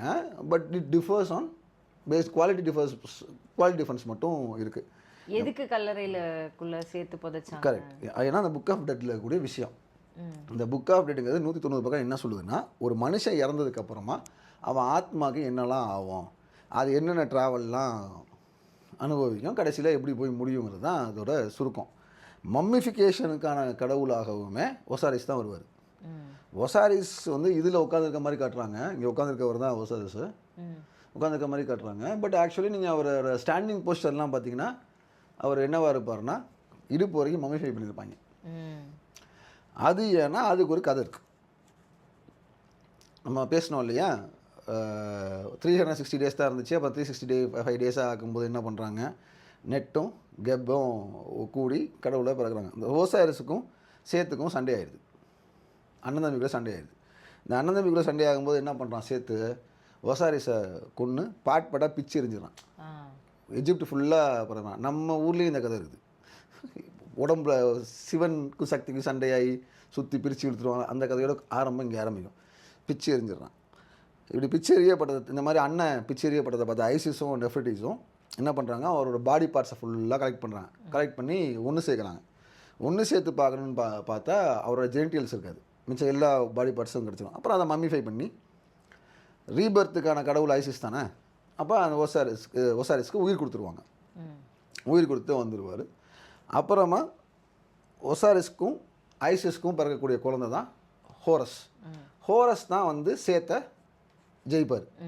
ஸோ ஹோரஸ் சேத்துக்கான சண்டைங்கிறது அடுத்து தனியாக போகும். ஃபஸ்ட்டே ஓசாரிஸ்க்கும் சேத்துக்கும் சண்டை வந்துடும். ஸோ அந்த சண்டையில் அவர் இறந்து அவர் உடம்பு பிரிக்கப்பட்டதுனால, அவர் மறுபடியும் சேர்க்கப்பட்டதுனால, ஃபெர்டிலிட்டி அதுக்கெல்லாம் அவரை வணங்கப்படும் போது நிற்கிற போஸ்டரில் காட்டும்போது அவர் இடுப்பு கீழே இப்படி காப்பாங்க, மம்மிஃபை பண்ணி காட்டுவாங்க. ஆனால் ஐசிஸால் உயிர்ப்பிக்கப்பட்ட ஒசாரிஸ் என்ன ஆவார், ஹோரஸை படைச்சு ஹோரஸ் சேர்த்த ஜெயிச்சதுனால, ஹோரஸ் தான் சேர்த்து ஜெயிச்சிடறாருல அவர் பையன், ஜெயிச்சதுனால இவர் வந்து எஜிப்டோட ஆட்சியும் இவர் ஆஃப்டர் வேர்ல்டுக்கு வர ஆட்சிக்கும் போயிடுவார் ஓசாரிஸ். ஓ ஹோரஸ் வந்து எஜிப்டோட மன்னர் ஆமா, ஆயிடுறாரு, ஹெட் கிங் ஆயிடுறாரு. கிங் கடவுளோட கிங்னு வச்சுங்க. எஜிப்ட் கிங்னா கடவுளோட கிங் ஆயிடுறாரு. இவர் வந்து அண்டர் வேர்ல்டுக்கான கிங்காக ஓசாரிஸ் போயிடுறாரு. ஸோ இந்த லாஜிக்கு அப்புறமா தான் இந்த புக் ஆஃப் டெத், மம்மிஃபிகேஷன்னு இது எல்லாமே ஆரம்பிக்குது. ஓகே, இந்த ஃபார்ம்ஸ் எல்லாம் வருது. ஸோ இது பார்த்தீங்கன்னா இறந்ததுக்கு அப்புறமா உங்கள் இதயம் அளவிடப்படுது. இதயம் அளவிட எப்படி பண்ணுவாங்க? தராசில் உங்கள் இதயத்தை வைப்பாங்க. அந்த லெஃப்ட்டில் ஆனுபிஸ் இருக்காரா, அவள் ஆனுபிஸ்க்கு பின்னாடி ஒருத்தனை வெள்ளை கலர் ட்ரெஸ் போட ஒருத்தனை கையில் பிடிச்சி அவன் தான் இறந்து போனவன். ஓகே, அவனோட இதயத்தை வைக்கிறாங்க. ஒரு சின்ன டப்பாவில் போட்டு வச்சுருக்காங்க பாருங்கள். ஆனுபிஸ் தான் அதை வேயும் பண்ணுறாரு. ஆனுபிஸ் தான் அவனை கூப்பிட்டும் வராரு, ஆனுபிஸ் தான் அவனை வேயும் பண்ணுறாரு, அந்த இதயத்தை வெயிட்டும் பண்ணுறாரு. ஆனுபிஸ் கல்ட்டில் இருக்கிறவங்கன்ற மாதிரி புரிஞ்சுக்கலாம். ஆமாம், அந்த கடவுள் தான் அவங்களுக்கு பொறுப்பு அப்படின்னா அந்த கல்ட்டில் இருக்கவங்க செய்யக்கூடிய விஷயம், மத குருக்கள் செய்யக்கூடிய விஷயம் வச்சுக்கோமே. அடுத்து பார்த்தீங்கன்னா ஃபெதர் ஆஃப் மான்னு சொல்லுவாங்க. மாத்துங்கிறது ஒரு பெண் தெய்வம். அதோட இதழ் தான் உங்கள் இதயத்துக்கு இது நேராக வைக்கப்படும். ரெண்டும் சமமாக இருந்துச்சு அப்படின்னா நீங்கள் பரிசுத்தமானது. அவங்க என்ன நினச்சாங்க? ஃபெதர் ஆஃப் மா தான் பரிசுத்தமானதுன்னு நினச்சாங்க. அப்படி இல்லை அப்படின்னா என்ன ஆகும்? அந்த அமிட்னு சொல்லக்கூடிய குரோக்கடைல் இருக்குல்ல, அது வந்து உங்கள் இதயத்தை சாப்பிட்ரும். உங்கள் நல்ல இதயமாக இருக்குது, இவனோட இதயம் நல்ல இதயம், அந்த பக்கம் வெயிட் கூட இருக்குது, வெயிட் வந்து ஆல்மோஸ்ட் ஈக்குவலாக இருக்கு பாருங்க. அப்படி இருந்துச்சுன்னா ஹோரஸ் வந்து உங்களை எங்கள் ஓசாரிஸ்ட்டை கூட்டு போவார், திருப்பி உயிர்ப்பிக்கிறதுக்கான அடுத்த வேலையை. அந்த வேலையை ஐசிஸ் பண்ணுவாங்க. அந்த ஓசாரிஸ்க்கு பின்னாடி யார் இருக்கா, மறுபிறப்பு கொடுக்கலாம், திருப்பி இவங்களை அனுப்பலாம் அவங்க குடும்பத்துக்குள்ளேயே செய்யலாங்கிறதுலாம் அவங்க முடிவு பண்ணுவாங்க. இந்த இதுக்குள்ளேயுமே மேலே ஒரு ஐ இருக்குது பார்த்தீங்களா, லெஃப்ட் ஐ, அதுதான் ஐ ஆஃப் ஹோரஸ். ஓகே, ஹோரஸ் வேற, ஐ ஆஃப் ஹோரஸ் வேற. ஹோரஸோட கண்ணு தான், ஆனால் ஐ ஆஃப் ஹோரஸுக்கும் சில குவாலிட்டிஸ் இருக்குது. சிவனோட நெற்றிக் கண்ணுக்குன்னு சில குவாலிட்டிஸ் இருக்குது பார்த்தீங்களா, அதே தான் ஐ ஆஃப் ஹோரஸ்க்குன்னு சில குவாலிட்டிஸ் இருக்குது. இந்த ஐ ஆஃப் ஹோரஸ் தான் ஓசாரிஸை உயிர்ப்பிக்கிறதுக்கு உதவும். ஒசாரிஸை ஐசிஸ் தான் உயிர்ப்பிப்பாங்க, அதுக்கு ஒரு ஆப்ஜெக்டாக அது வந்து உதவி பண்ணும். அந்த கதை அப்படி தான் போகும். அதனால இந்த ஆஃப்டர் வேர்ல்டுக்குள்ளே ஐசிஸை ஒசாரிஸை காட்டுற இடத்துல எல்லாம் ஐ ஆஃப் ஹோரஸும் காட்டப்படும், ஐ ஆஃப் ஹோரஸுமே காட்டப்படும். இந்த ஐ ஆஃப் ஹோரஸை மறுபடியும் ஐ ஆஃப் ஹோரஸை எடுத்து வைக்கணும். எடுத்து வச்சு தான் ஓசாரிஸ்க்கு உயிர் கொடுப்பாங்க. மறுபடியும் ஓசாரிஸ்ட்டு வந்து ஹோரஸ்க்கு அந்த ஐயை திரும்ப வைக்கணும்ல, அந்த வேலையெல்லாம் யார் பார்ப்பாருன்னு தோத்தான் பார்ப்பாரு. அதுக்கு என்ன தேவைப்படுன்னு பார்த்தீங்கன்னா, அந்த கதையில் அதுக்கு என்ன தேவைப்படுன்னு பார்த்தீங்கன்னா, ஓசாரிஸை திரும்ப மறுபடியும் உயிர்ப்பிக்கிறதுக்காக ஐ ஆஃப் ஹோரஸ் வைக்கப்படும். வச்சுட்டு ஹெத்தார் அப்படிங்கிற கடவுளோட பெண் துணையோட கடவுளோட துணை தோத்துக்கு தேவைப்படும். இந்த பெண் கடவுளோட துணை ஏன் தேவைன்னு கேட்டிங்கன்னா, அந்த ஹெத்தாருங்கிற பெண் கடவுள் தான் ஆன்டிலோப்ஸ்னு சொல்லக்கூடிய மான் வகைகளுக்கான கடவுள். இந்த கண்ணு உங்கள் உடம்பு ஹோரஸ் உடம்புல திரும்ப ஓட்டணும்னா கலைமானோட பால் உண்ணும், அப்போ தான் ஓட்டும். அப்போ தோத்து ஹெத்தாரை வேண்டி ஹெத்தார்ட்டேருந்து கலைமான் பாலை வாங்கி ஹோரஸ் கண்ணில் ஊற்றி ஐயை வச்சு ஊற்றி அவர் கண் பார்வை திரும்ப கொண்டு வருவார் அப்படிங்கிற மாதிரி கதை. ஸோ இந்த கதையிலேருந்து தான் இவர் தோத்து காட் ஆஃப் மெடிசனாகவும் மாறுவார். ஸோ இங்கே பார்த்தீங்கன்னா தோத்து தான் நின்று அளவீடுகள். So he's god of measurements. ஏன்னா என்ன பண்ணுறது, அளவீடுகளை எழுதுறாரு, measurements, numbers, writing, wisdom. And he is god of order, discipline, அதுக்கும் அவர் தான் காடு. இதை வந்து பண்ணுவாங்க. ஸோ இந்த ஒசாரிஸ் ஹோரஸ் ஐ ஆஃப் ஹோரஸுக்கு அப்புறம் ஹோரஸுக்கும் சேத்துக்குமான சண்டையை பார்த்துருவோம். அதுலேயும் தோத்தோட ரோல் இருக்கும். அந்த சண்டையை டீட்டெயில்டாக பேச முடியாது, ஏன்னா ஃபுல் பீப் போட்டுருவானுங்க.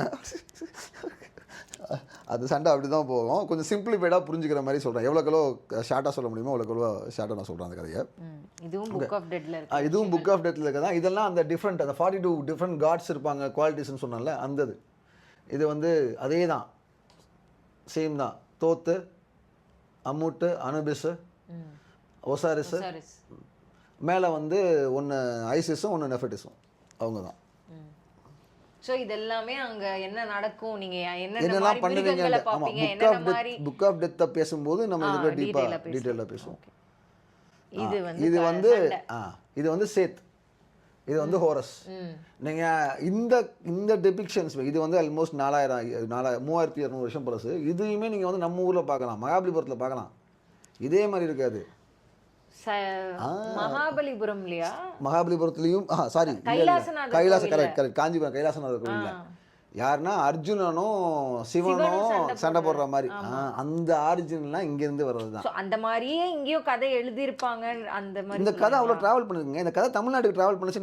நான் எவிடன்ஸ் காட்டுறேன். வெயிட் பண்ணுங்க. இந்த கதை முக்கியமாக ஐ ஆஃப் ஹோரஸ் கதையும் சேத்த ஹோரஸ் ஜெயிக்கிறதும் ஹோரஸோட கண் திரும்ப ஹோரஸுக்கு பொருத்தப்படுறதும் தோத்தால பொருத்தப்படுறதும் தமிழ்நாட்டில் இருந்த மக்களுக்கு தெரிஞ்சிடும். இந்த கதைக்கான எவிடன்ஸ் வந்து நம்ம ஊர்லேயே கிடச்சிருக்கு. நம்ம பேசுவோம். இது வந்து சேத்தை வந்து ஒரு வித்தியாசமான மிருகமாக காட்டுவாங்க. சரி, எஜிப்சியன் காட்ஸில் வந்து பெரும்பாலான காட்கள் ரெண்டு உருவம் இருக்கும். இப்போ தோத்து புக் ஆஃப் டெத் பீரியடுக்கு அப்புறமா பபுனா மாறிடுவார். அவர் ஐசிஸாவும் காட்டுவாங்க, ஐபிஸாவும் காட்டுவாங்க, பபுனாவும் காட்டுவாங்க. பபுனா காட்டும்போது அவர் இந்த மெடிசன் மேஜிக்கு அதுக்கான கடவுளாக இருப்பார். இதுவாக ஐபிஸா காட்டும்போது ரைட்டிங் விஸ்டம் அதுக்கான கடவுளாக இருப்பார். ஒரே கடவுள் ஒரே பேர் தான், குவாலிட்டிஸ் வந்து மாறிடுச்சு, உருவங்களும் மாற்றப்பட்டது. ஓகே, சேத் அதே மாதிரி இந்த மாதிரி ஒரு ஜாக்கல் மூஞ்சிலையும் காட்டப்படும். இது ஜாக்கல் கிடையாது, கெனைன் பாடி, ஒரு டிஃப்ரெண்ட் ஃபேஸ் இருக்கும், ஒரு அப்படி இருக்கும் அவரோடது. அந்த மாதிரி மிருகம் இப்போ எக்ஸிஸ்டன்ஸில் இல்லை. கழுதையாகவும் காட்டப்படுவார். கோவேறு கழுதைன்னு சொல்கிறோம்ல, கழுதையாகவுமே என்ன செய்வார், சேத்தை வந்து காட்டுவாங்க. ஹோரஸ் வந்து ஃபால்கன் ஹெட் தான். ஸோ இவங்களுக்குள்ள சண்டை. இவர் வந்து இவரோட சித்தப்பா. இவர் நீங்கள் லயன் கிங் பார்த்தீங்கல்ல, முஃபாசா, அவருக்கும் அந்த குட்டி சிங்கத்துக்கு வர சண்டை அந்த பாருங்க, எல்லா கதையும் ஒரே கதை தான். ஸோ இந்த சண்டை என்ன ஆகும், இவருக்கு ஹோரஸோட சேர்த்து வந்து பயங்கர பலசாலி. நாங்கள் அப்பாவே தூக்கி போட்டு அடிச்சவர்ல, அப்போ பலசாலி. அப்போ ஹோரஸ் வந்து சேத்துக்கு வந்து ஹோரஸ் மேலே ஒருதலை காதல் இருக்கும். மேன் டு மேன் தான் ஒருதலை காதல் இருக்கும். சேத்து வந்து ஹோரஸை வந்து அப்ரோச் பண்ணுவார். அப்போ அவரும் ஹோரஸும் வந்து ஓகே, ஆனால் நான் வந்து உன் காதலை ஒத்துக்கிறேன். ஆனால் நாளைக்கு சண்டைக்கு முன்னாடி உன் பவரை ஃபுல்லாக எனக்கு நீ கொடுக்கணும், உன் பவரில் பாதி எனக்கு கொடுத்துடணும், நம்ம ஊரில் வாலி கதை பவர் எனக்கு கொடுக்கணும் அப்படின்னு சொன்னோம். சேத்தும் ஒத்துக்கிட்டு அவங்க தனிமையில் இருக்கிற மாதிரி கதை போகும். இந்த கதையை ரெண்டு விதமாக முடிப்பாங்க. சேத் ட்ரெடிஷன் ஒரு மாதிரி சொல்லும், ஹோரஸ் ட்ரெடிஷன் ஒரு மாதிரி சொல்லும். சேத் ட்ரெடிஷன் என்ன சொல்லும், அதில் வந்து சேத்தோட உயிரணுக்கள் வந்து ஹோரஸுக்குள்ளே செலுத்தப்பட்டுச்சு, அதனால் ஹோரஸோட பவர் போச்சு, சேத் ஜெயிச்சிட்டாரு அப்படின்னு ஒரு கல்ட் கதை இருக்குது. ரொம்ப கம்மியான கதை. இந்த ஃப்ராக்மெண்ட்ஸும் கிடச்சிருக்குது, பட் ரொம்ப லிட்ரல் கம்மியாக. எஜிப்துக்கு வெளியே கிடச்சிருக்கு, எஜிப்துக்கு உள்ளே இல்லை. எகிப்துக்கு உள்ளே கிடைக்கக்கூடிய ஃப்ராக்மெண்ட்ஸ் என்ன சொல்லுது அப்படின்னா, இந்த கதையில் ஹோரஸ் வந்து சேத்தை விட ஒரு லெவல் கீழே இருந்தாங்கிறத இவங்களும் ஒத்துக்குவாங்க. Okay, Seth was dominating the show அப்படிங்கிறத அவங்களும் ஒத்துக்குவாங்க.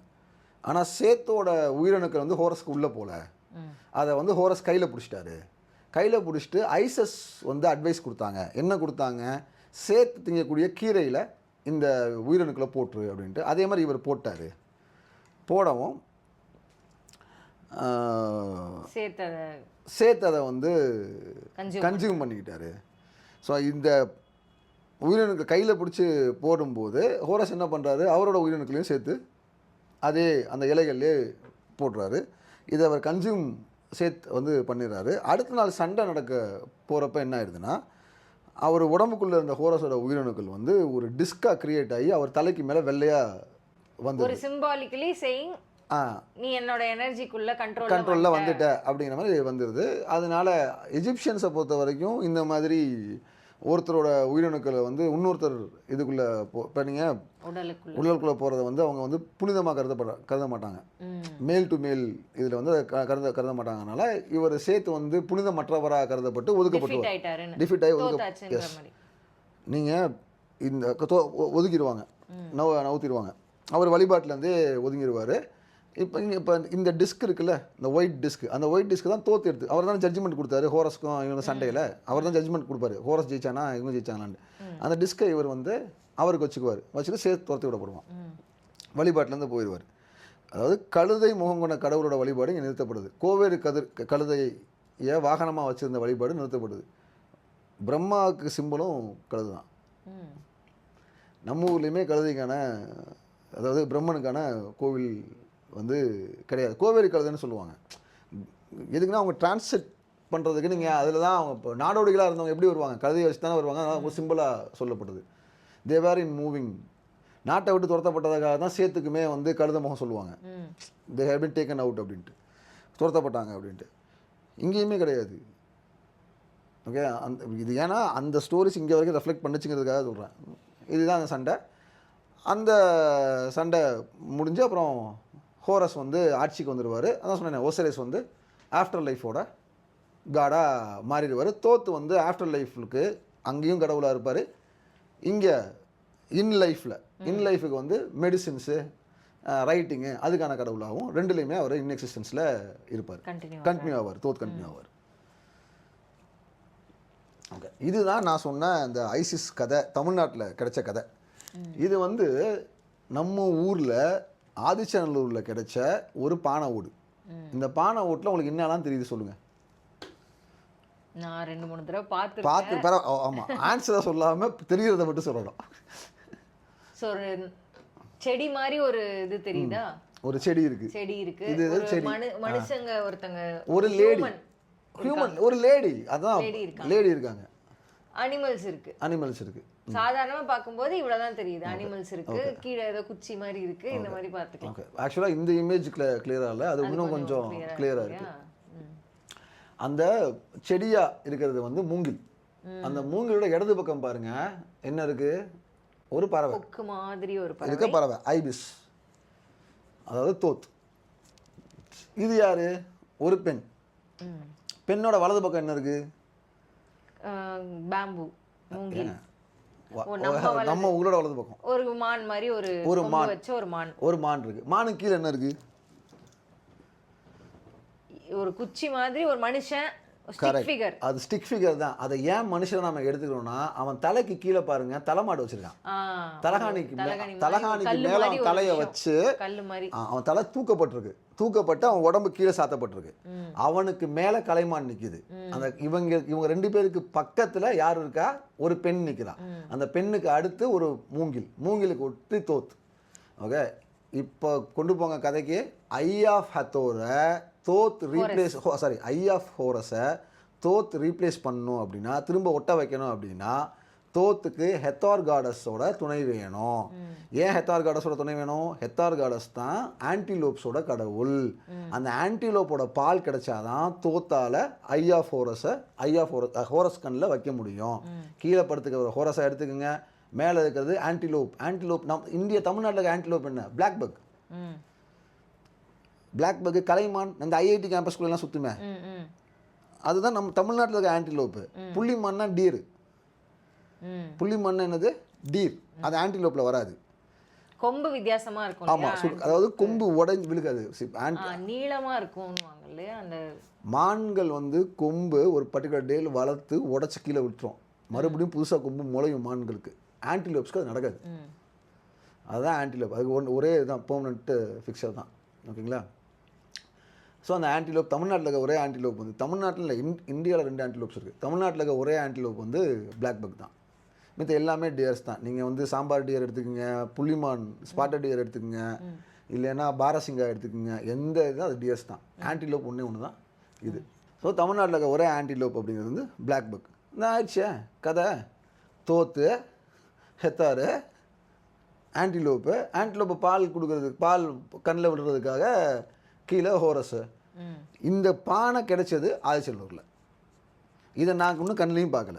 கவர்மெண்ட் டாக்குமெண்ட்டு தான் இந்த பானை ஓடு ஆதிச்சநல்லூரில் கிடைச்சதா 10-12 வருஷமாக சொல்லிகிட்டு இருக்கோம்.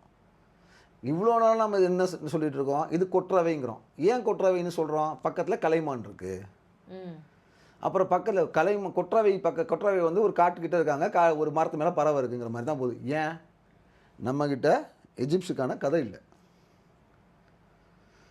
நம்ம போன வீடியோவில் பேசினது அசோகர் பீரியடில் கிமு 6ஆம் நூற்றாண்டிலே யவன தேரல் பற்றி பேசுகிறோம்.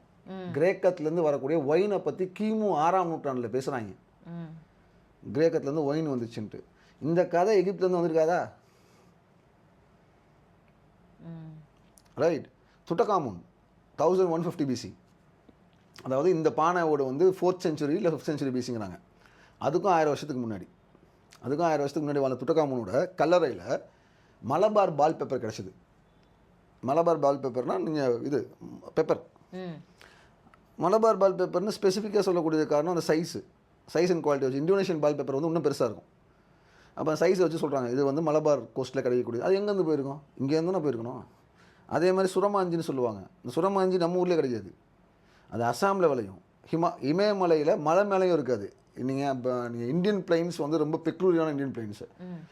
இமயமலை உருவானதுனால பிரம்மபுத்திராவுக்கும் இமயமலைக்கும் நடுவில் ஒரு பிளைன் ஏரியா இருக்குது. அங்கே சுரமாஞ்சியோட விளைச்சல் ஜாஸ்தி. அதாவது அசாம் தாண்டி பிரம்மபுத்திரா இந்த பக்கம் கவுஹாத்தி அசாம், அந்த பக்கம் போனீங்கன்னா சுரமாஞ்சி அங்கே கிடைக்குது.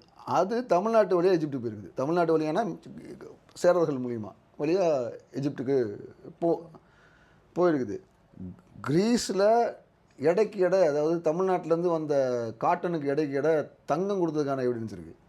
அப்போ trade and stories were flowing here and there like anything. But நம்ம கிரீஸோடையோ இல்லை இவங்களோடையோ யார் எகிப்தோடையோ நம்ம கம்பேர் பண்ணி கூட படிக்கிறது இல்லை. இப்போ இந்த புக் ஆஃப் டெத் செரிமனி நம்ம பேசிகிட்டு இருந்தோம்ல, புக் ஆஃப் டெத் சொல்லிட்டு இருந்தோம்ல, இந்த புக் ஆஃப் டெத்தில் மனுஷனோட சோலை வந்து மனுஷனை வந்து மூணாக பிரிப்பாங்க. நம்ம கான்ஷியஸ், சப்கான்ஷியஸ், சூப்பர் கான்ஷியஸ் இன்றைக்கி மாடர்ன் வேர்ல்டு பிரிக்குதுல்ல, அந்த மாதிரி அன்றைக்கி அவங்க வந்து மூணாக பிரிப்பாங்க. கா பா அக்கு. அக் அப்படிங்கிறது என்னது? நம்ம உடம்பு. கா அப்படிங்கிறது வந்து நம்ம சோல். இந்த சோலையே இன்னும் ரெண்டாக பிரிக்கிறாங்க. ஸோ கா அக்கு தான் மேஜரு. அந்த காக்கு உள்ள கா அண்ட் பா. கானா என்ன? நம்ம சோல். பானா என்ன? நம்ம எண்ணங்கள். அவங்க என்ன சொல்கிறாங்க, இறந்ததுக்கப்புறம் இந்த உங்கள் எண்ணங்கள் பாவானது உங்கள் கல்லறையிலேருந்து தினம் உங்கள் வீட்டுக்கு போயிட்டு வரும். நைட்டு உங்கள் வீட்டுக்கு போயிடும், அதுக்கு வேண்டிய சுத்தகரங்கள்லாம் பார்க்கும், திரும்ப வந்துடும். நம்ம கனவு வர்றதுக்கு அவன் கிளாரிஃபிகேஷன் அன்றைக்கே கொடுத்துருக்கான். செத்ததுக்கப்புறம் எப்படி கனவு வருது? அவன் தான் அண்டர் வேர்ல்டுக்கு போயிட்டான்ல. ஆமாம்ப்பா, அவன் அண்டர் வேர்ல்டுக்கு போயிடுச்சு, அவன் சோல் போயிடுச்சு. ஆனால் அவனோட நினைவு இங்கே தானே இருக்குது. இந்த உருவத்தில் அவன் இந்த பார்த்த நண்பர்கள், பழகின விஷயங்களை ஒரு எண்ணங்கள், உணவுகளை, ஒரு மெமரி கிரியேட் பண்ணான்ல, அந்த மெமரி இங்கே தானே இருக்கும். அதுக்கு ஒரு பேர் கொடுத்தான் பான்ட்டு. அது இங்கே தான் சுற்றிக்கிட்டு இருக்குது.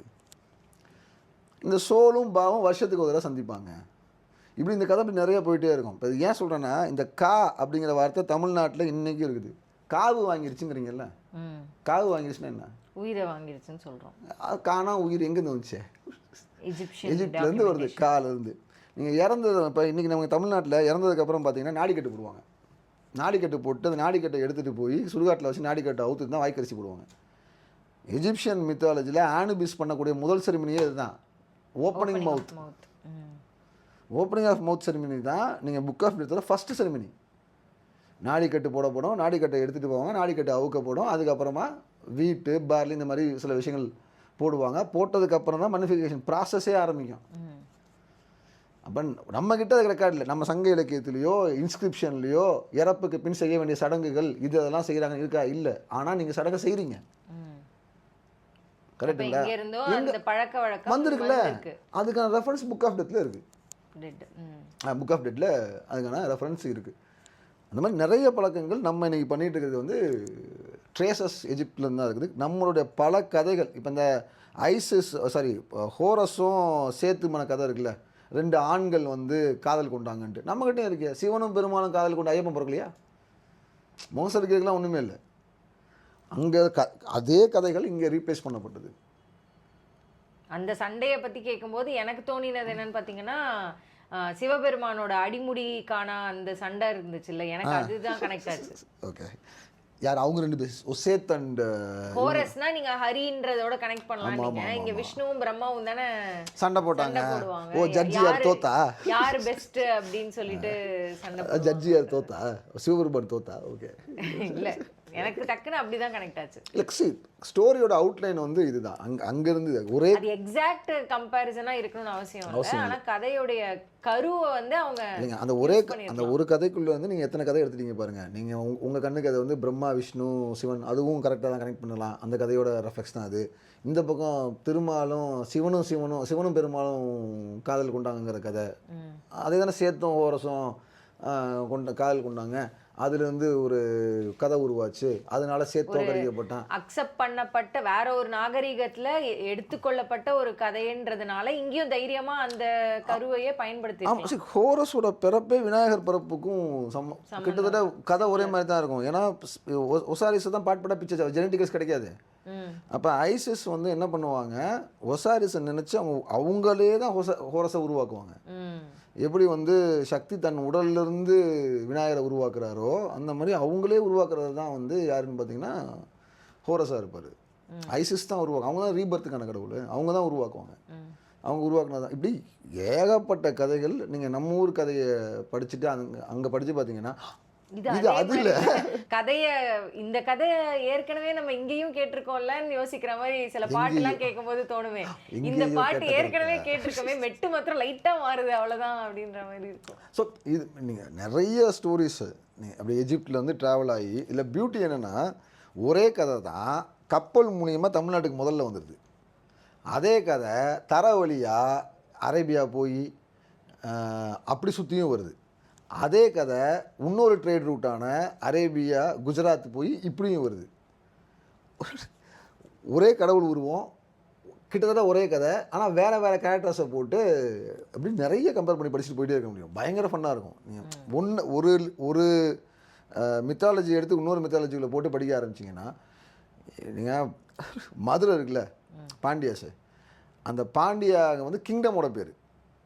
நம்ம இவங்க சொல்லுவாங்க தெரியுங்களா, இந்தியாவுக்கு வந்து இந்தியான்னு பேர் வச்சது மெகஸ்தனிஸ். கிரேக்கர்கள் தான் இந்தியாவுக்கு இந்தியான்னு பேர் வச்சாங்க, பிரிட்டிஷ்லாம் வைக்கல. மெகஸ்தனிஸோட புக்கு பேர் தான் இண்டிகா. அதுலேருந்து தான் இந்தியா வருது.